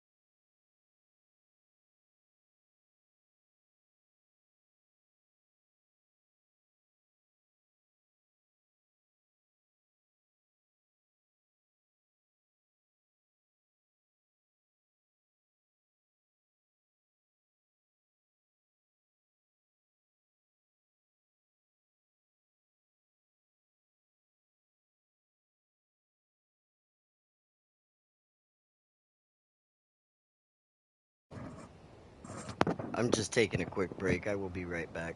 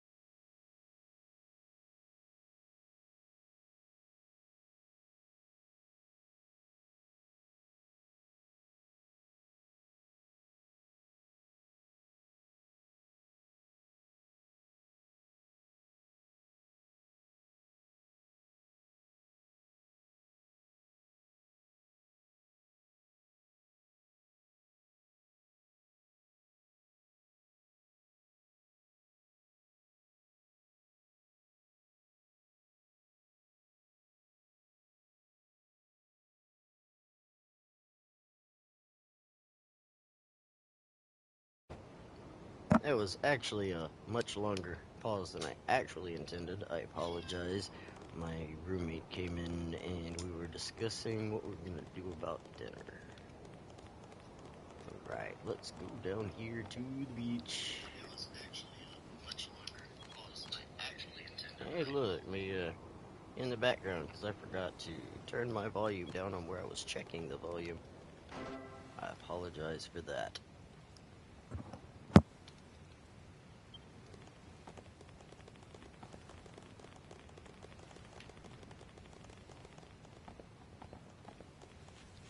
Conserve your health by descending little by little.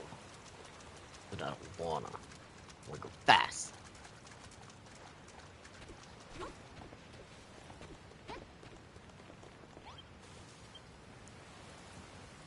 Name's Brownbeard. I was painting the ocean blue, minding me bees' knees when I sailed right into the path of one of them children of Hargon slave ships.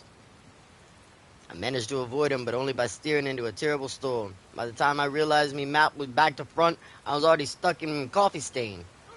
I tried to turn back, but I was lost at sea. That's when I eyed this island and me ported bow and punted over. So what's your story?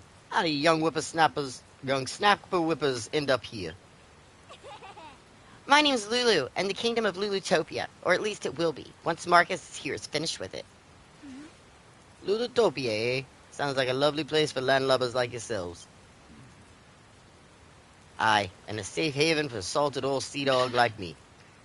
Goddess only knows what would have become of me if I hadn't sloshed up on these shores. Goddess only knows what this guy's talking about. Tell you what, if you let me stick around, I'll be your chauffeur. I'll ship you off to any island from here to the second state on me map's backside. Or at least I'll try. You see, I know these oceans like the back of me neck, and I don't know me neck at all. But if you hear any islands nearby, I'll happily ferry you over. Well, your boat's a bit on the small side, but it looks in decent nick. Let's say we got a deal. Ho ho ho. Seems everything is dropping into place. The fine captain will take you to nearby islands, where I'm sure you'll find plenty of materials and able buddies help us to bring back. Well, the first thing Lulutopia needs is a little greenery. I can picture it now. Tree-lined boulevards, spacious parks, and tables sagging under the weight of freshly picked vegetables. In that case, you should visit Furrowfield, an island to the east, famed for its fertile fields and fruitful farms. The island is home to a young lass with a bright future in farming, and a dashing dandy with a bushy beard. They should be able to help your cause. I'll mark it on Captain Brownbeard's map. You just leave the sailing to him. You heard the magic monster, Marcus. Come and find me when you're ready to go, and we'll weigh the anchor. It was 5 tons last time I checked. I don't... Okay. Okay. Well, we can't do much, so let's just go. Ahoy, Marcus. Where you be hauling anchor to today? You can now travel to Furrowfield. Well, it's a good thing that's where we wanted to go, then. When you travel between islands, your save data will be overwritten. Yes, I know. But I must warn ye, this vessel ain't built for chugging cargo. You'll have to leave behind everything you gathered here, and fish for more materials when we reach our destination.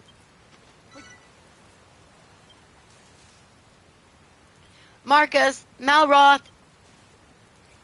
You've decided to go to this new island, then?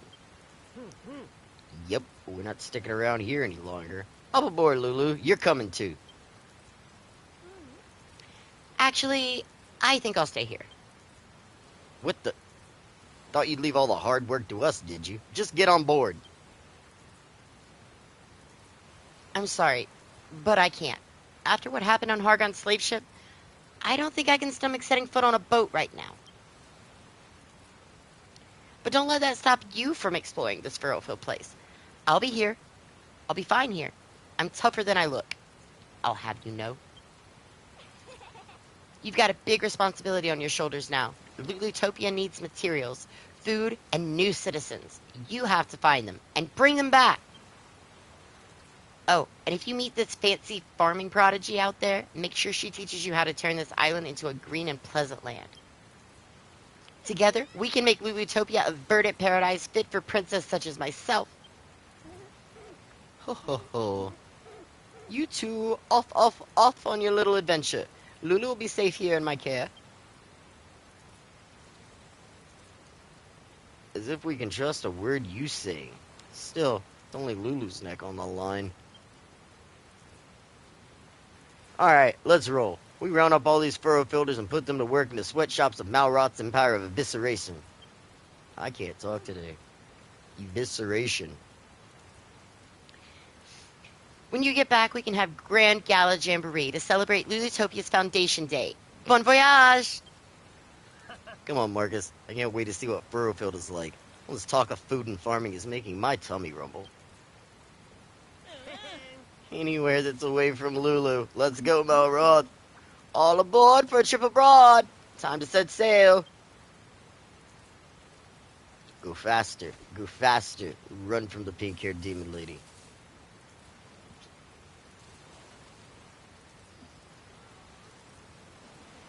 Bye-bye. Sadly, we'll see you again.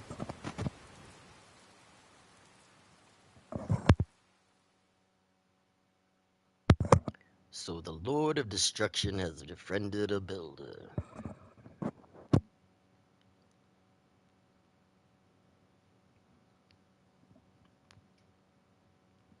Destiny moves in mysterious ways. Neither men nor monsters can escape its influence.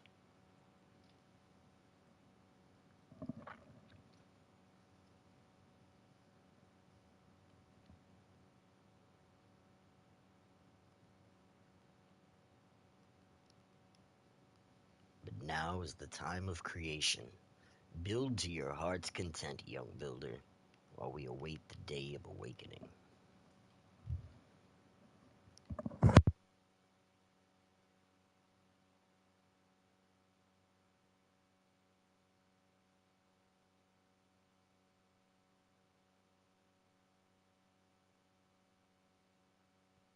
These things are so slow. I hate it. There's only one who can save this world from oblivion. Malroth, the Lord of Destruction.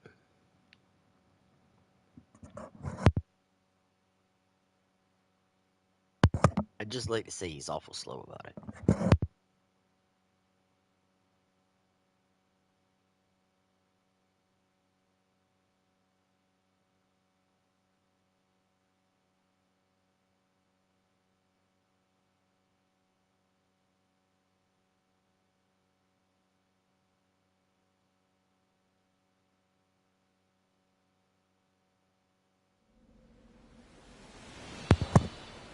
Furrowfield, a land of verdant vegetation.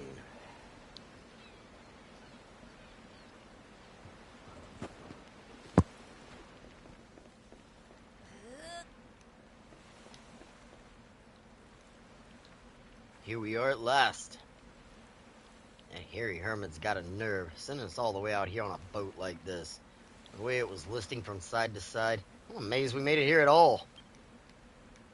Well, list or no list, you're safe and sound on dry land now. Welcome to Furrowfield, y'all. At least, I assume it's Furrowfield. Ain't never heard of the place myself. But it don't look like Baron or Zahn. I can tell you that much. Anyway, I'm heading out for a bit to get the lie of the sea. Don't worry, I won't sail away into the sunrise. I'll be back in time to take you both home. I think this guy's been drinking too much seawater. Come on, Marcus, let's get going. I want to see what this island's got in store for us. Alright, let's go.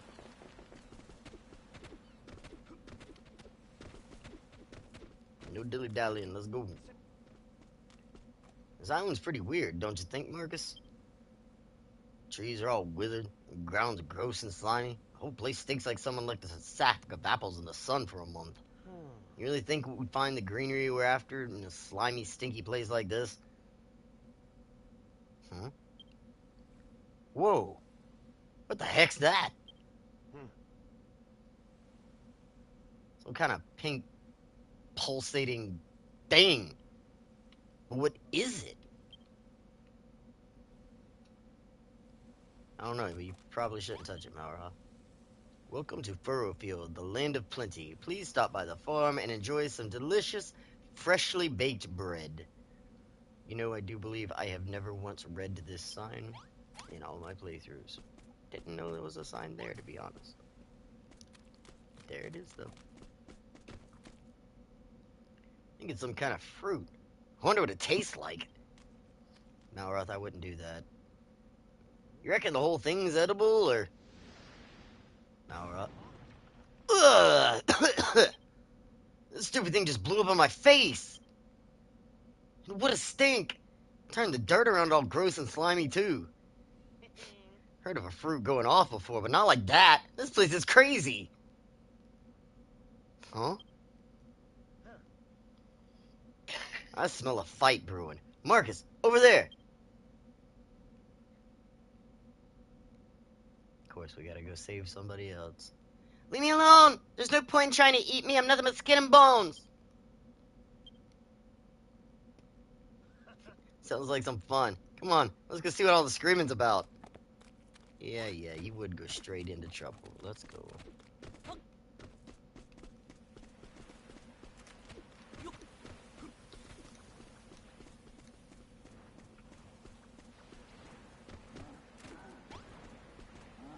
Smell a battle brewing. Bad Boon's attack. Yep. Don't be swiping at me. Now Ross got the better stick.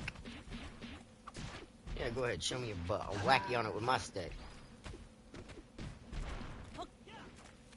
Weird little taunting Bad Boon.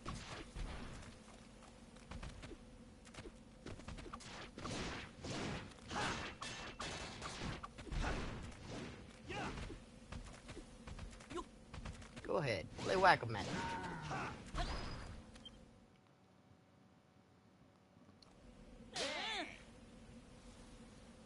Ha! That'll teach those monkeys to mess with us. They don't have tails. I think they might actually be apes, buddy. Right. Time to get some info out of Sally Screams a Lot. Yep, we'll talk about your ignorance later.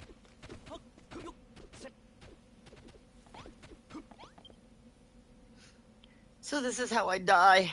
As dinner for a big stinky ape. I hope I give them horrible indigestion. Wait, the monsters, they're gone?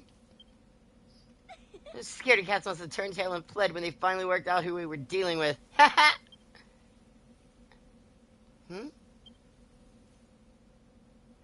Since when have you two been standing there? Since you beat the monsters? Oh, I see. Thanks for your help. My name's Rosie. What's yours? What are you doing here? He's Malroth the Amnesiac, and you're Marcus the Apprentice Builder. And you've come here to find out how to add a little greenery to your island? You know, going around telling everyone you're a builder is risky business. There's no telling how they might react. You're lucky you met me, and I might be lucky that I met you. Alright, my mind's made up. You can't make an omelet without breaking a few rules. That's not how the saying goes, I don't think. As the finest farmer on Furrowfield, it is my duty and pleasure to give you the grand tour in its finest farm. Come on, follow me. Uh-huh. Yep, we shall go.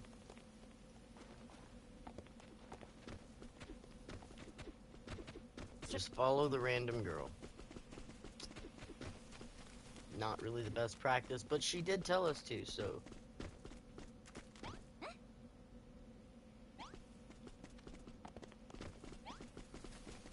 Ah, yes. This place you call a farm.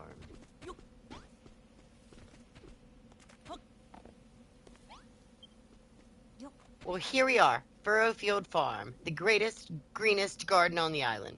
How do you like it? I don't mean to bust your bubble. It's not that great. It's not very green. It isn't even a garden. Oh, I know. That's because we haven't built it yet. Huh? Furrowfield used to be a plant lover's paradise, with vegetables and flowers growing everywhere and anywhere. But then the spoil spores appeared and turned all the earth into horrible, stinky slime. You can hardly even grow weeds in it. There was once a great farm here, but the biggest and brightest on the whole island. And if all of us put our minds to it, I think we can bring it back. All of us. Are those guys mixed up in this too?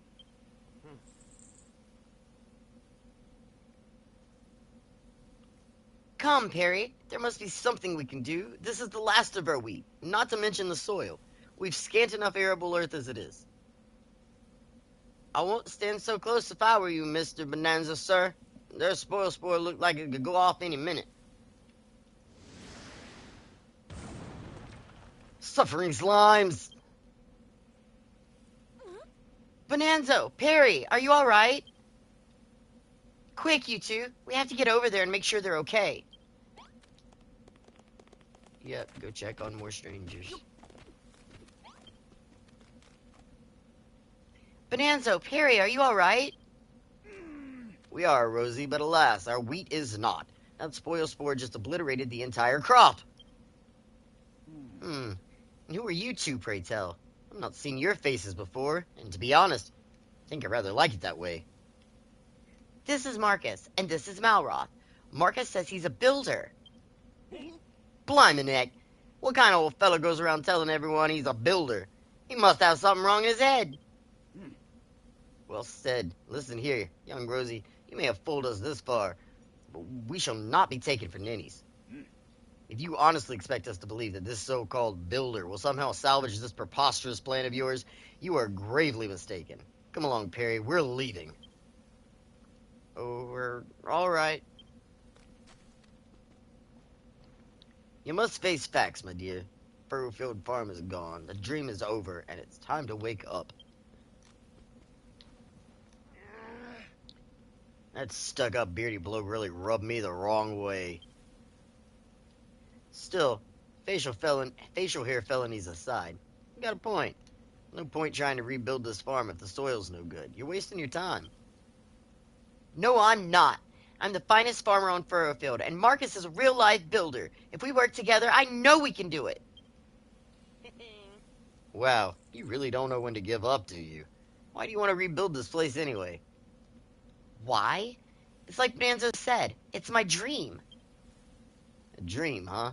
You know, I never really got my head around all this hopes and dreams stuff people go on about.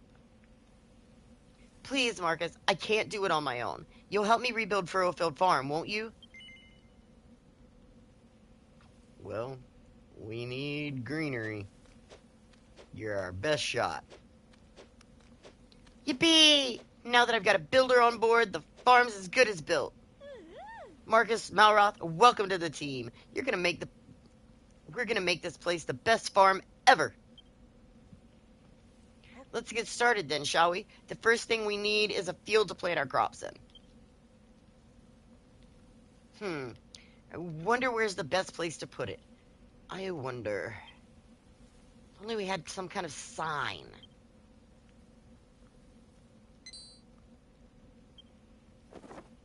New recipe. Scarecrow. Stuffed straw man to drive off destructive pests. Causes residents to turn surrounding suitable soil into tilled earth. What's the matter, Marcus? You're looking very pleased with yourself. You've worked out how to build scarecrows? Of course. Scarecrows are always found in fields. If we stick one in the ground, everyone will know that's where our new field is. So where should we put it?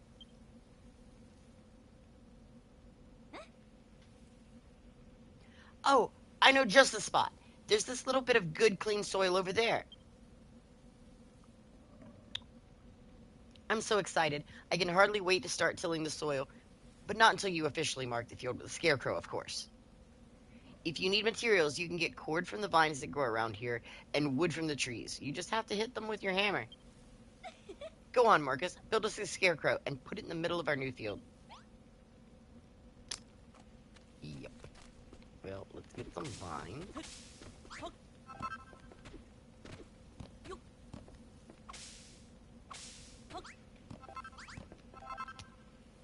And wood.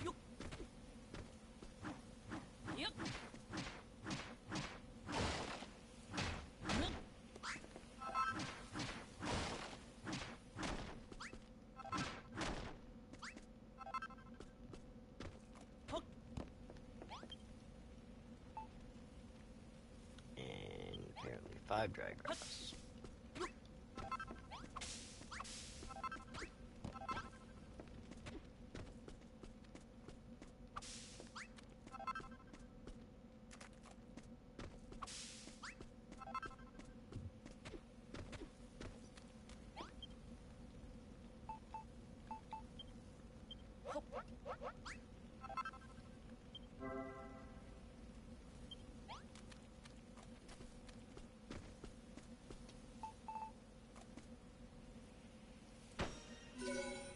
Field!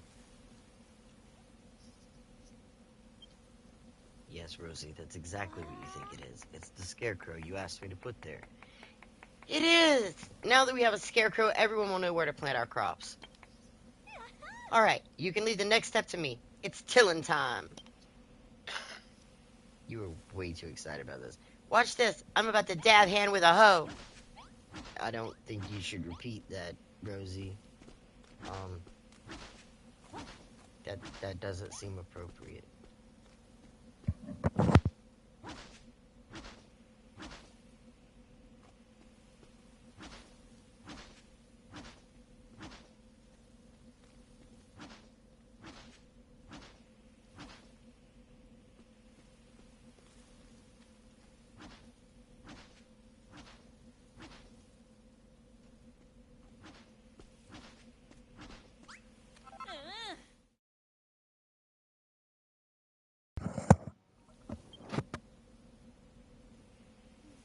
Ah, farming's so much fun. I'm so happy I could pop. You look pretty cheery just now, too, waving your arms in the air with a big grin on your face. What was that about? Huh? Something popped out of me, and you picked it up? Hmm. I did feel like I was bursting with gardening glee just now. Maybe, just maybe, some of that happiness actually burst out. Well, whatever it was, it's sure to come in useful. If any more of them pop out of me, just make sure you scoop them all up. Yeah, we're not going to talk about that. And I thought I told you not to say that anymore. Watch, you're dabbing with the hoe again.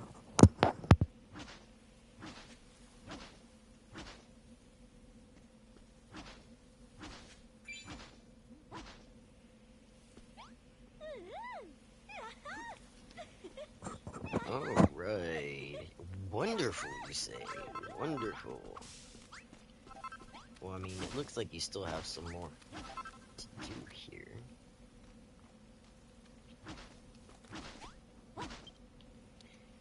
What do you think, Marcus? I've tilled the earth around the scarecrow. Not completely, you haven't. I couldn't have done it without you. With your excellent inventions and my farming finesse, we'll be able to make some fantastic fields.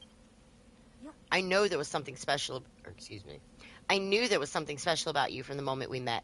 After all, not everyone could risk their life telling a stranger they're a builder. Yeah, I didn't think it should be such a problem, but you guys are just kind of crazy. You don't see what's so dangerous about that? Have you been living under a rock or something? Everyone knows that builders are the enemy. But anyway, we better get back to business. We have a field now. Let's grow some crops. Oh, okay, you go back to what? Right now, the soil's all ready. The next thing to do is plant some seeds. Here you go, Marcus. These are for you. 5 cabbage seeds. Thank you. Thank you, Rosie. To be honest, plowing is easy peasy. Anyone with a hoe can do it. But it takes a steady hand and a keen eye to plant a seed properly. And I think you're just the man for the job. I'm gonna lose it, man. I'm gonna lose it over some of the dirty things in this game. It is. Oh man, I'm sorry. Oh, there should be 5 cabbage seeds there altogether, Marcus. Let me know when they're all resting happily in the soil. Will do, Rosie. Will do. We're gonna plop them down right now.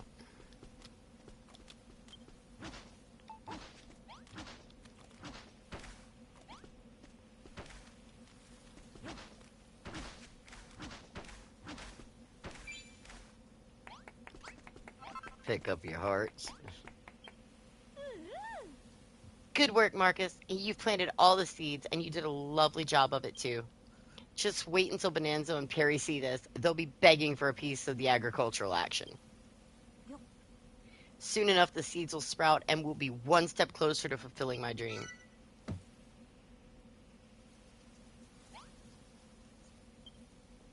Thanks to you, we have ourselves a fully plowed and planted field.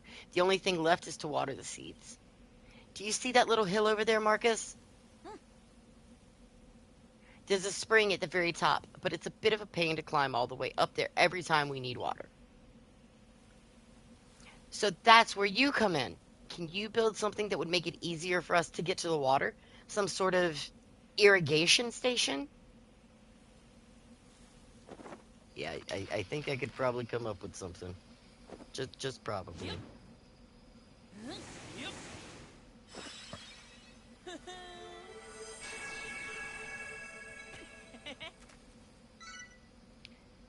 Irrigation station blueprint.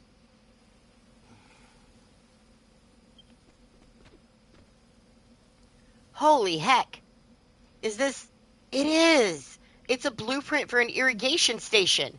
How did you draw this off the top of your head? That's amazing! It's like the one you drew back on the island, eh? But it looks like we've got to gather the materials for this one ourselves. Well, if there's one thing we have plenty of here in Furrowfield, it's spoiled soil. Just smash up the ground if you need some. Oh, and don't forget to break the block that's holding the water back when you're done. Then we'll have ourselves a nice little watering hole. And if you start feeling a bit peckish, just remember there's always plenty of kelp down at the beach. Yep, more raw kelp. Gotcha. Alright, give me just a moment and I shall return.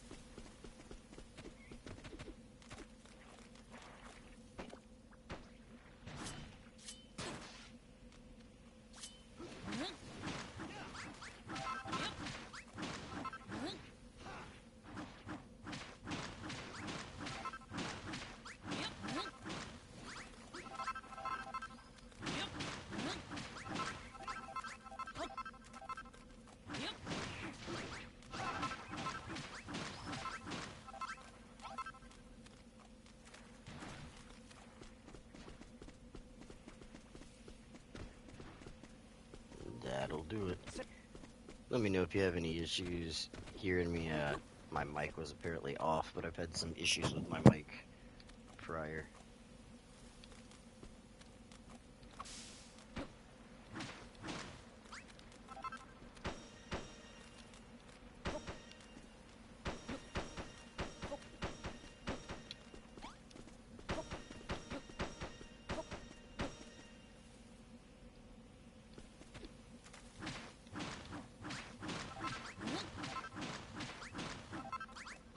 I don't know why I built it too high when it only has to be on the bottom. No idea.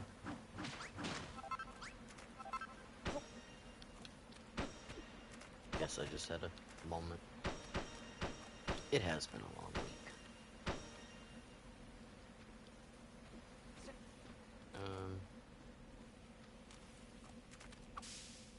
Did I miss? Oh, the two up here. That's why I put two there, because the one up here.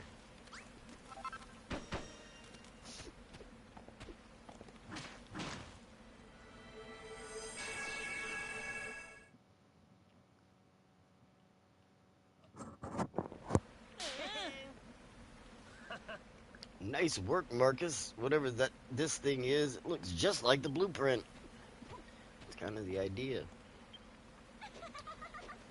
Now that we've got ourselves an irrigation station, we can water the fields. I can't thank you enough, Marcus. Watering plants is a lot like tilling soil. Any old idiot can do it, so you can leave the watering up to me. It's not a very nice way to talk about yourself, Rosie. You two stand back and watch the watering woods work her magic. Yep. You go do that. Go water the things. Make them grow. You two. Going around telling people you're a builder. You're a couple of cabbages short of a picnic, you are. Yep. Even if you are a builder, which is doubtful indeed, Furrowfield Farm cannot be rebuilt. Good day to you, sir. I mean, at least you were respectful and called me sir. I said good day. Water faster, Rosie. I'd like this quest to be over so we can move on, please. It's not like I can help you water the cabbages yet. Come on.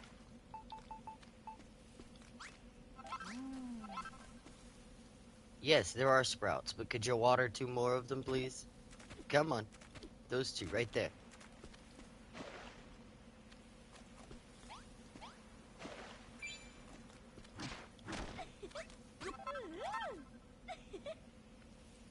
There we go, Marcus. All our thirsty little seeds have had a nice big drink now.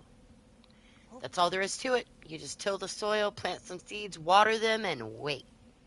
It's easier said than done, though. For one thing, you need healthy soil, and there's hardly any left on the island. It's easy to tell if the soil's spoiled. It goes all purple and sticky. Sometimes it looks green if there's moss growing on top. But when you dig down, you find there's nothing but grimy slime. The only soil that's any good for gardening has a nice earthy brown color. Just take a look at some of the soil I tilled before and compare it to the moldy mud nearby.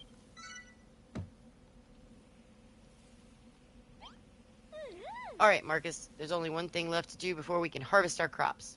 Wait for them to grow!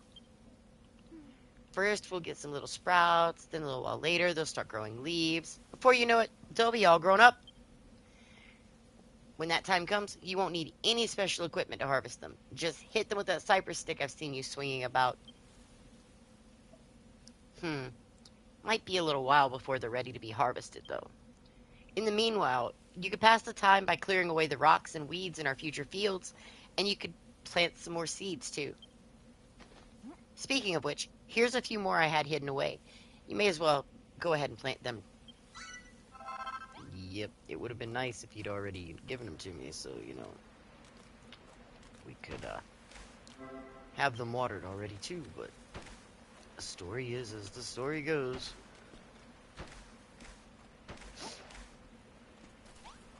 Alright, now you'll get those watered. We can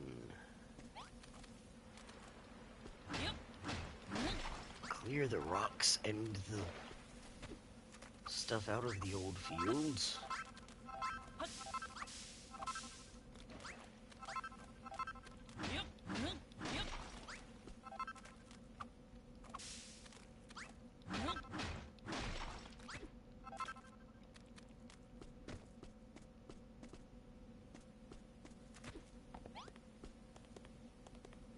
Okay.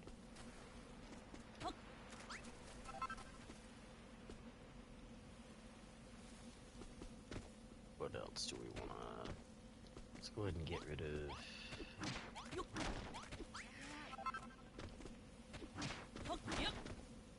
moldy stuff in here. Spoiled soil.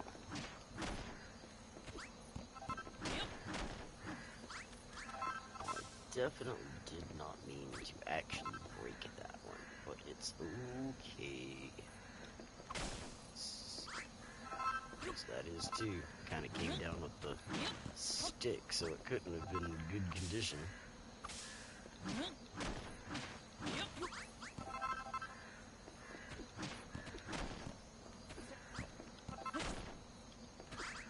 guess we will just take out the broken ones.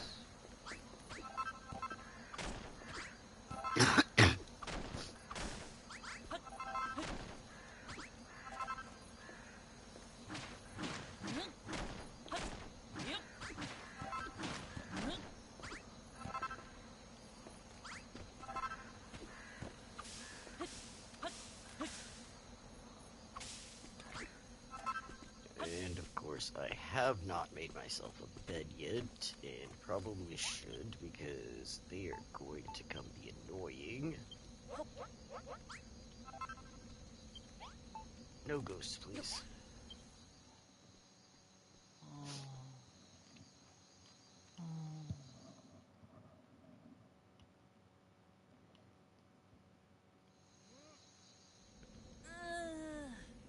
Alright, sleepy time's over.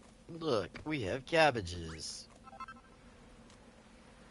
Now, they are ready to pick, so there we go.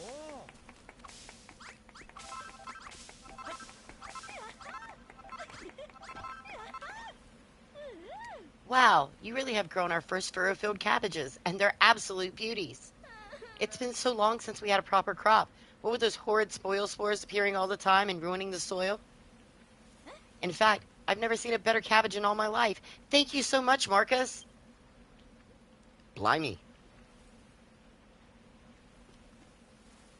These cabbages are girt lush. Did you and Rosie really grow them all by yourselves? Maybe you really are a builder after all. All the more reason why we should shun his accursed presence. Come along now, Perry, we're leaving. Huh? Yes, sir. Why has Beardy got such a grudge against builders? If anything's accursed, it's that dead dog on his chin. I wouldn't say it's a grudge, really. He's just being cautious. After all, everybody knows that builders spread desolation and despair wherever they go.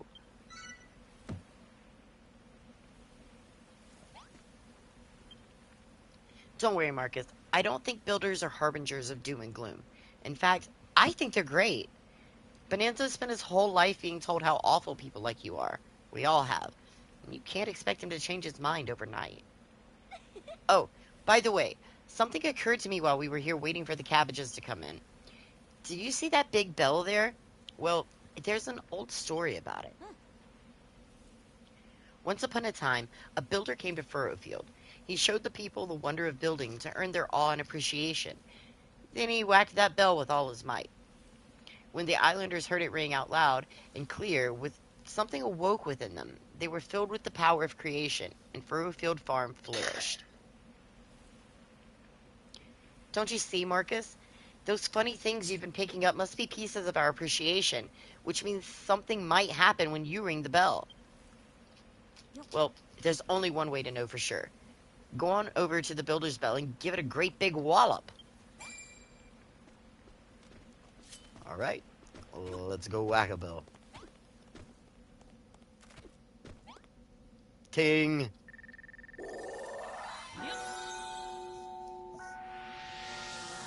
Maybe more like a gong. Just not as much like a gong as the big giant gong like bell later on.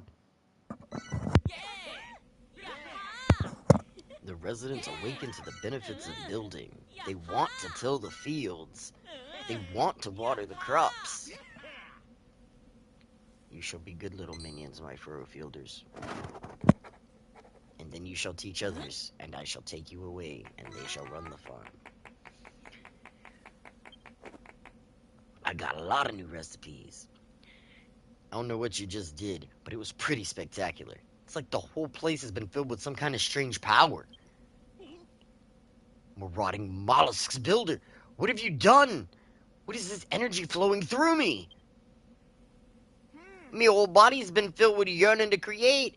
I got this uncontrollable urge to go until a field. I hope that's what happened. All the power you collected was unleashed when you rang that bell. It opened our eyes to the wonder of building. Looks like it even inspired you. Now you can build simple stools, simple small tables, and chests.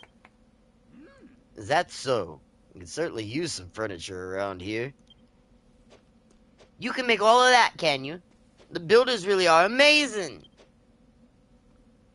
All right, Marcus. We're all very impressed. You can stop posing now. From now on, you'll have the full cooperation from Perry and I. Let us rebuild the great farm and restore this place to its former glory. We shall tend to the fields from the moment we wake up in the morning to the moment we fall asleep at night. No crop shall remain unwatered on my watch. That's fantastic, isn't it, Marcus? Now we can all work together to see Furrowfield Farm reborn. Apparently, I'm really giddy about it. Wonderful, you say. That went even better than I'd imagined. Who'd have thought that those two would ever get so fired up about building? It seems that whenever you build things for us, or when we manage to make things for ourselves, our emotions overflow and turn into those funny fragments that only you can see. And then when you collect enough of that emotional energy and pour it into the ringing bell, everyone becomes better at building, including you. If I'm right about this, and I'm sure I am. These overflowing emotions are the key to getting Furrowfield Farm back on its feet. Collect as many as you can, and make us all the best builders we can be.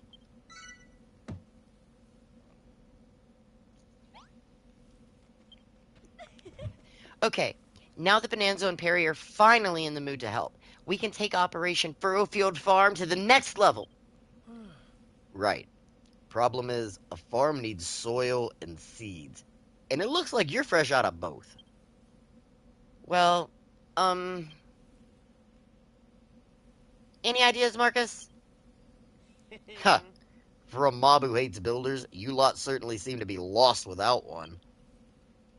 What's the story there, anyway? What's so bad about builders? Come on, let's get to the root of this. Of course! The root! Well, I suppose it's more of a bulb, really. Whatever it is, it certainly isn't a cabbage. This can be the next thing we grow. Here you go, Marcus.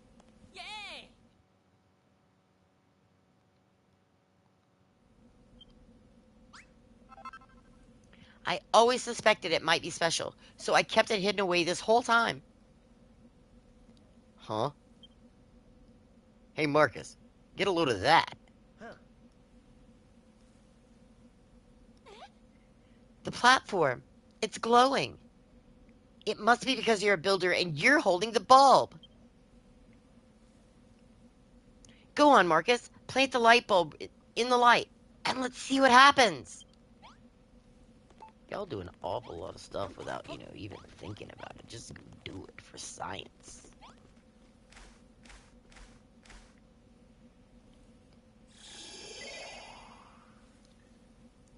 Gently presses the light bulb into the soft soil. Thought I was putting it in a light.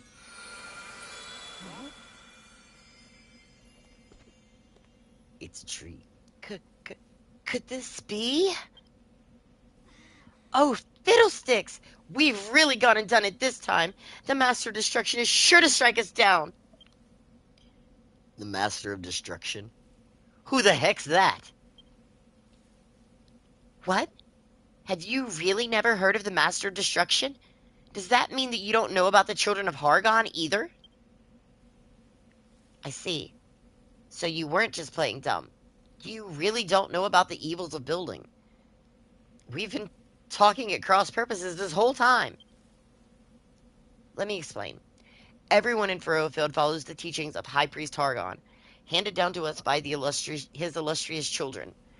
On this island, building isn't only forbidden, it's a serious sin. It's what? Rosie! Rosie!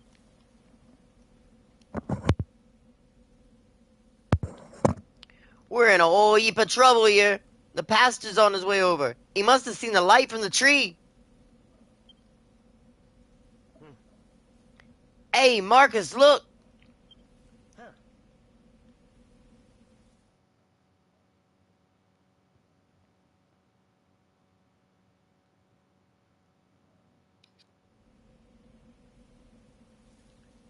What in the name of Hargon is happening here?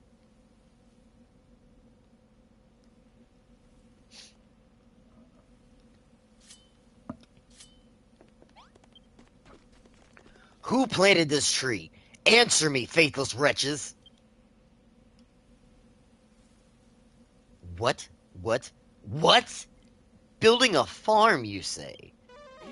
Heresy! How dare you sully my island with the sinful stain of creation? You will pay dearly for this! I'm sorry, I'm sorry, I'm sorry. The fields and the cabbages were my idea. Don't punish Marcus just because he's a builder. A builder? This witless-looking whelp? Wait, this tree, could it really be? Could it really be what? If you know something about it, then spit it out. If I'm not mistaken, this is a young Dietree, the sacred sentinel of the Furrowfield forest beneath whose blessed boughs this isle once flourished. Hear me, my wayward vassals. I have had a change of heart. I have seen the fruits of your labors, and I've decided to forgive you your sins. My superiors need not know of your arboreal indiscretion. I will keep your secret, so long as you keep growing this tree. But should it dwindle and die, then so shall you. Grow the tree? But I don't really know how to... You need not worry on that account, my child. Furrowfield's most ancient legends tell exactly what one must do to see a Dietree grow tall and strong. You must harvest 15 cabbages. My cabbages. Furrowfield was once far famed for its succulent cabbages. I trust that you can live up to these expectations. Should you lack sufficient seeds, I suggest you seek out more yourselves. You must harvest 50 sheaths of wheat. The people of Furrowfield once enjoyed a wide range of foods, and wheat formed the cornerstone of many a delicious dish. You may find you need to travel afar to find the seeds you need. You must till 50 blocks of earth. Furrowfield was once a farmer's paradise, with the fields stretching out as far as the eye can see, and no farm can operate without plowed soil. 50 squares will suffice. If you cannot find enough clean soil, I recommend you find some means of making more. I've heard this so-called Dietree. It was a mighty magical tree that protected all life on Furrowfield, or so they say. If that's true, then we really can grow a new Dietree. Then we might be able to bring light and life back to the island after all. Hold on. A creepy monster turns up out of the blue, and suddenly you're going along with everything he says? What makes you think he can be trusted?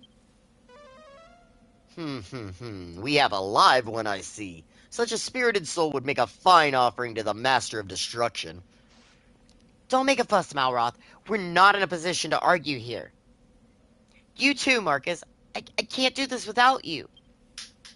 Please say you'll help us grow the Dietree and bring Furrowfield Farm back to life.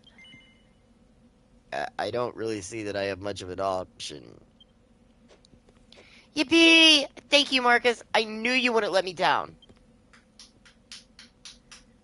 A wise decision, young builder. Should you lose sight of your goal, I would bid you speak with me once more. I don't know where we're going to find wheat seeds to plant or any more earth to till, but I'm sure we'll figure something out. For now, let's concentrate on growing the cabbages. If we all work together, we'll have these tasks done in no time.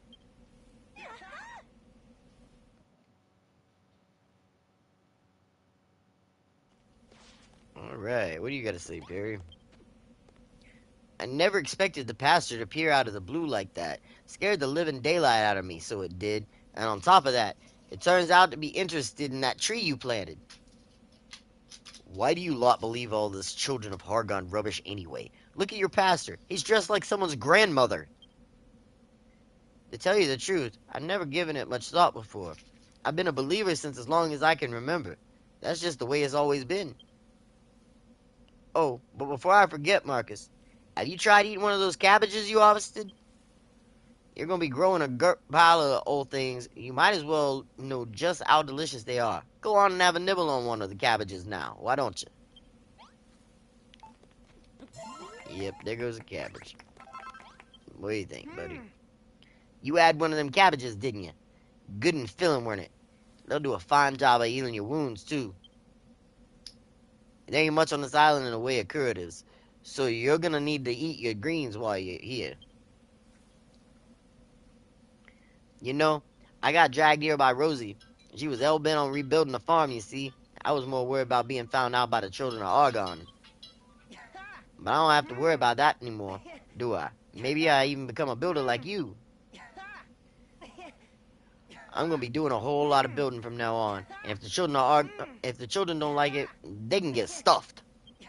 I like your attitude, Perry. Who dares speak ill of the children of Hargon? What foul sinner defiles my divine authority? Show yourself or face the full wrath of my righteous fury. Jimmery cheery, the pastor's got ears on him like a blimmin' bat.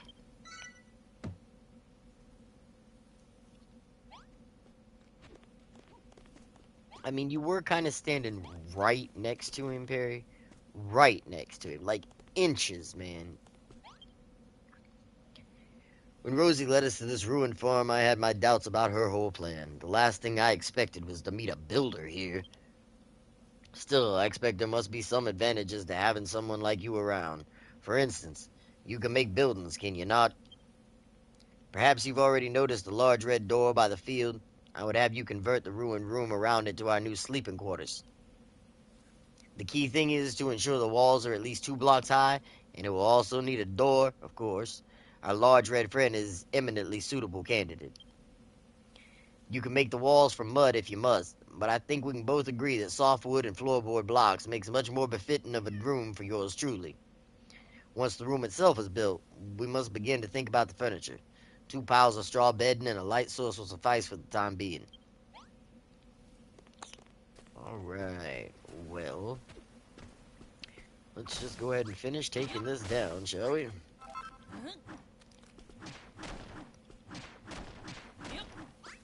Now, he wants us to use the door, but since I'm changing how I'm doing everything this playthrough, I will not be building this house here.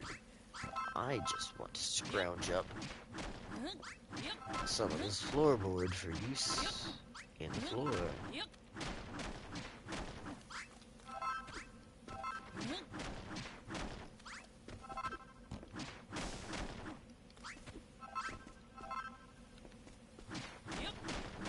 Alright. We will be putting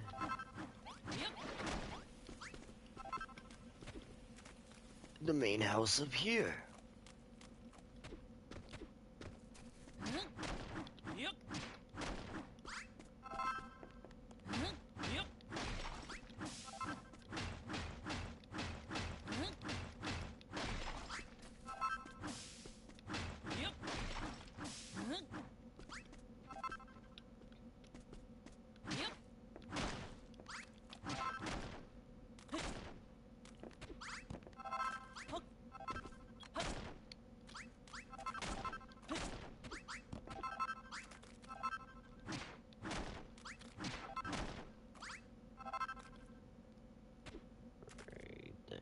do for there. We will just lock those down below for a floor. And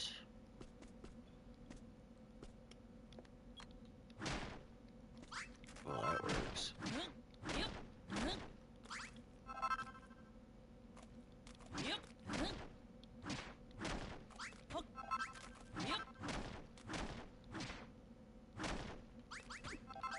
Didn't actually mean to take those two out.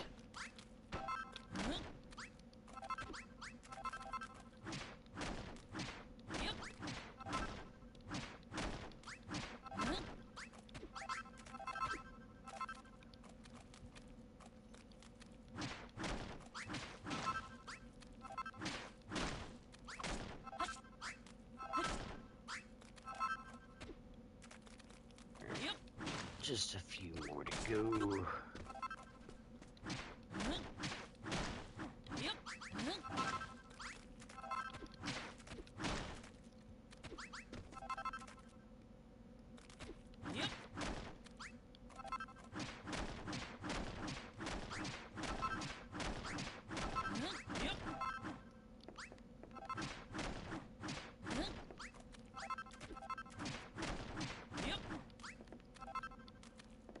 That really doesn't need to be there and wasted.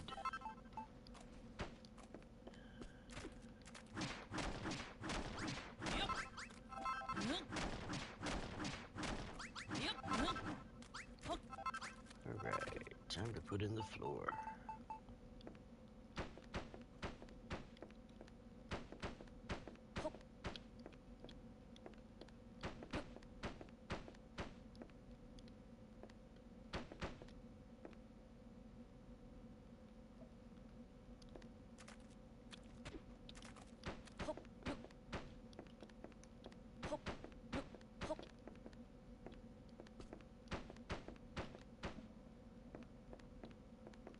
Alright, now we need softwood.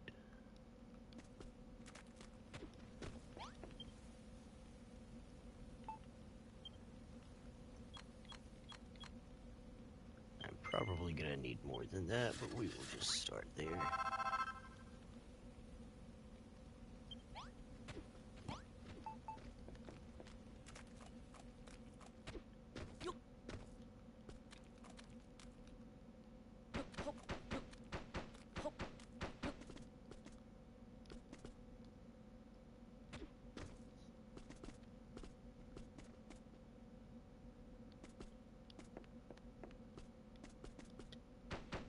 Yeah.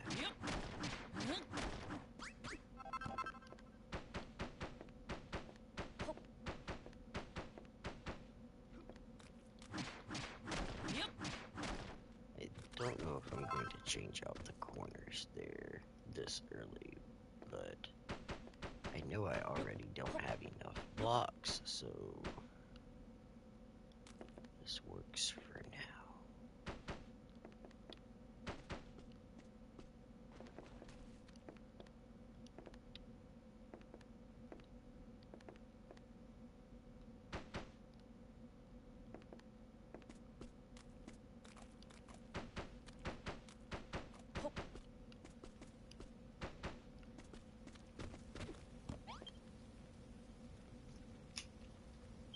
Yeah, it's just those, so we're going to go ahead and leave them as the softwood, and I'll change those later.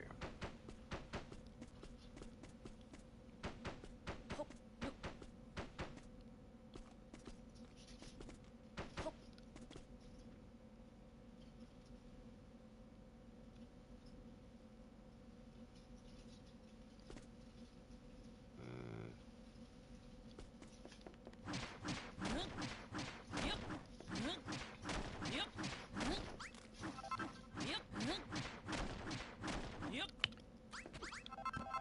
I think we're gonna change where I was going to make the entrance to the house.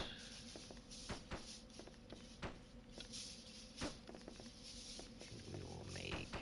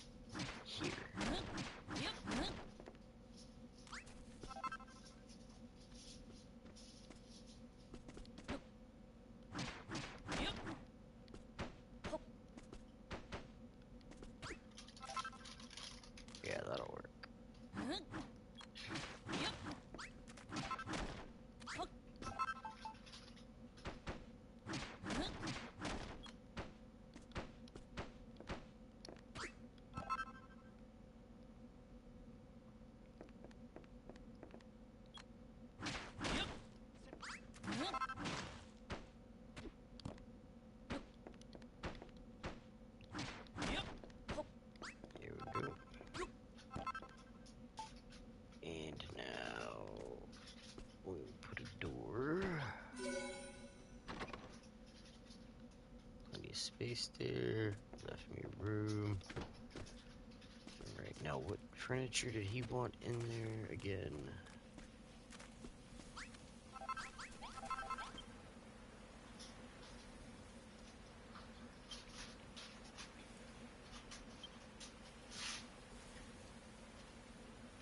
Softwood and floorboard, yep. 2 piles of straw bedding and a light source.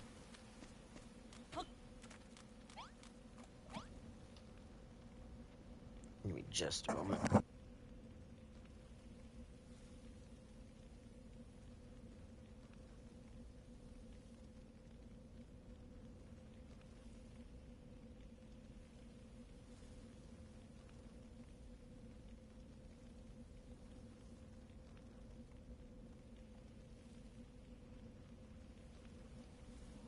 Sorry about that. Had a quick dinner discussion again. Okay. So we are making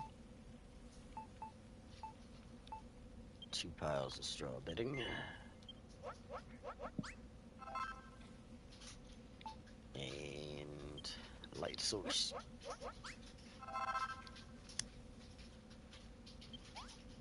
Right.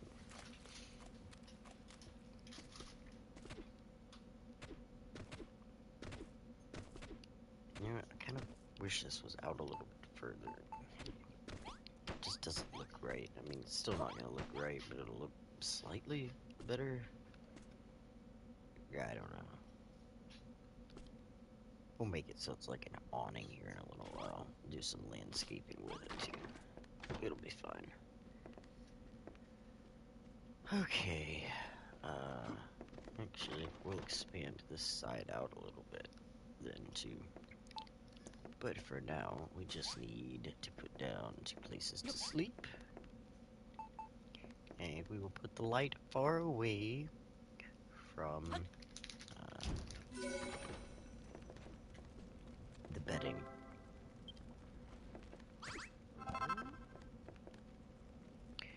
Room recipes for success. Yep. Combinations and things. Just keep spilling all your hearts. I'm trying to get out the ones you left out here, and you're dumping more inside. Chill, dude. Blistering bed boons. Builder, look at this bedroom. It's better than I ever could imagined it would be.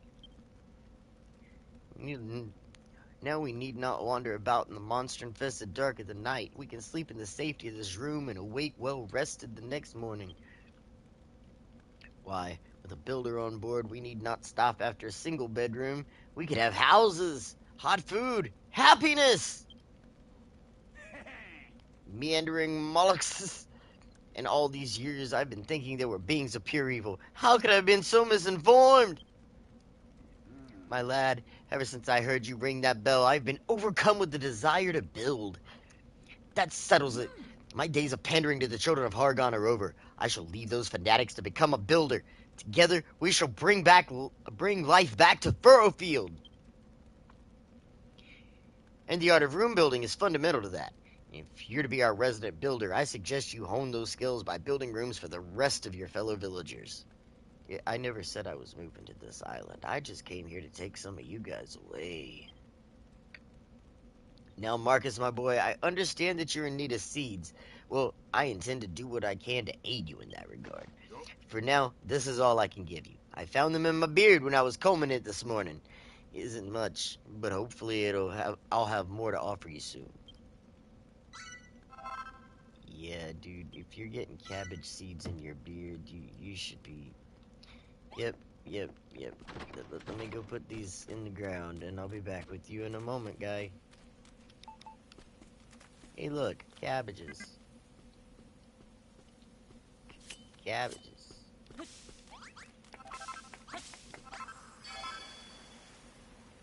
Yay, I harvested cabbages.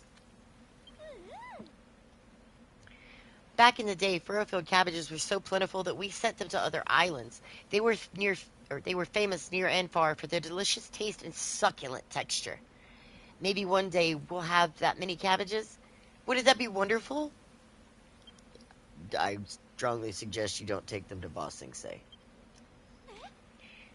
Look, Marcus, look at the dia tree.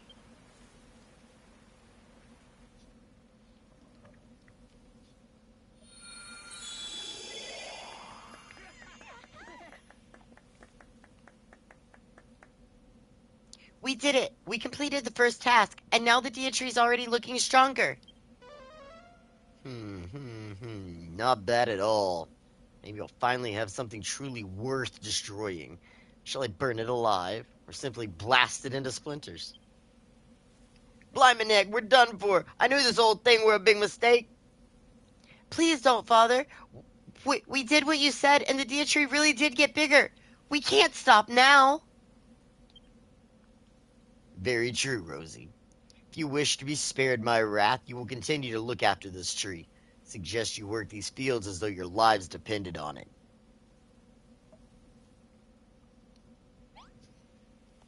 Well, that definitely seemed like, more of an order than a request. Just the thought. Wait, where are you going, Bonanzo? Marcus, I can trust that the bounty on my beard I refer, of course, to the seeds I gave you. Aid you in your quest to restore the dia tree. Well, I mean, I got 'em. We Furrowfieldians shall also do our part, toiling in the fields of a morning and sleeping in our fine new bedroom come nightfall, recovering our strength for another day's labor. What will you do while you wait for the cabbages to ripen? Might I suggest that you make that lovely bedroom you built for us just a little lovelier? What it needs is a bit of traditional Furrowfieldian decoration. Be a good lad and finish it off with some farming tools and a nice stack of firewood, wouldn't you? Farming tools and firewood. Yep. We will do that in just a moment. I need to plant these cabbages. Why will you not let me plant the cabbage?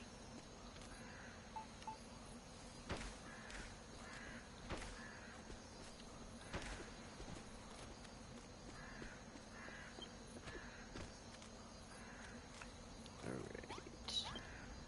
Farmer's tools.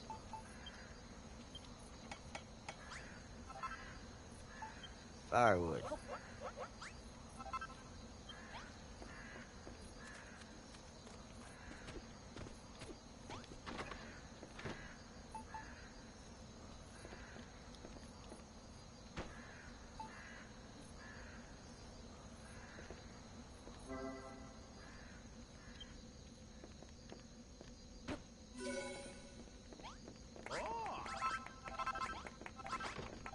Now it's a farmer's bedroom.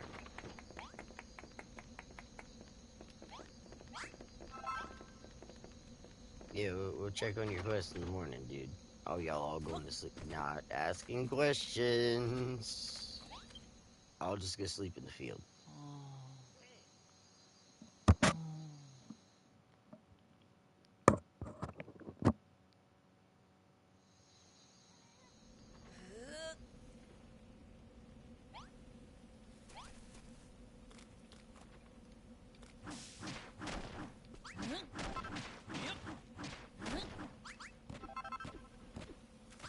I really don't like this hill.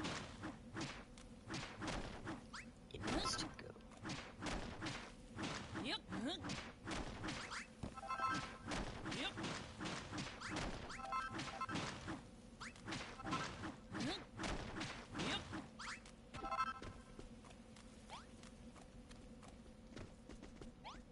Bonanza. That's more like it. The smell of the firewood, the rustic ambience of the farming equipment, This was a fine idea indeed, if I do say so myself. No doubt you noticed the farmer's bedroom you made, or the bedroom you made became a farmer's bedroom. With just a few key additions, you can give a room a whole new identity. People using these unique rooms are much happier than if they had to live in drab, functional cubicles.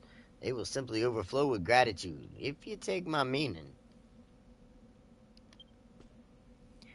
Marcus, this new bedroom is incredible. We're one step closer to getting Furrowfield Farm back on its feet. Indeed, my dear, the next priority must be to find some more healthy soil. We cannot build a farm around a few measly patches of workable dirt.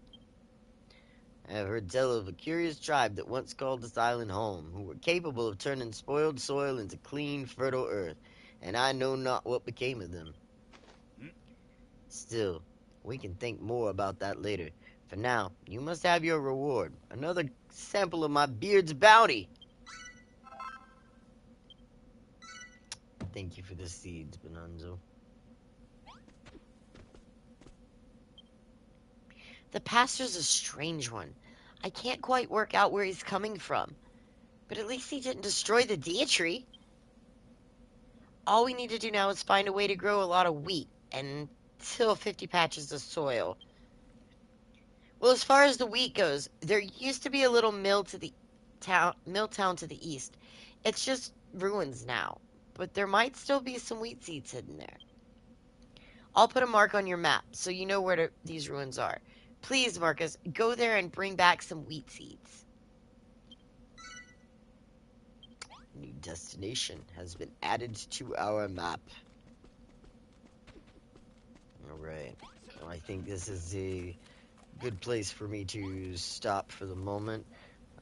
Dinner should be done shortly. I will pick this back up afterwards.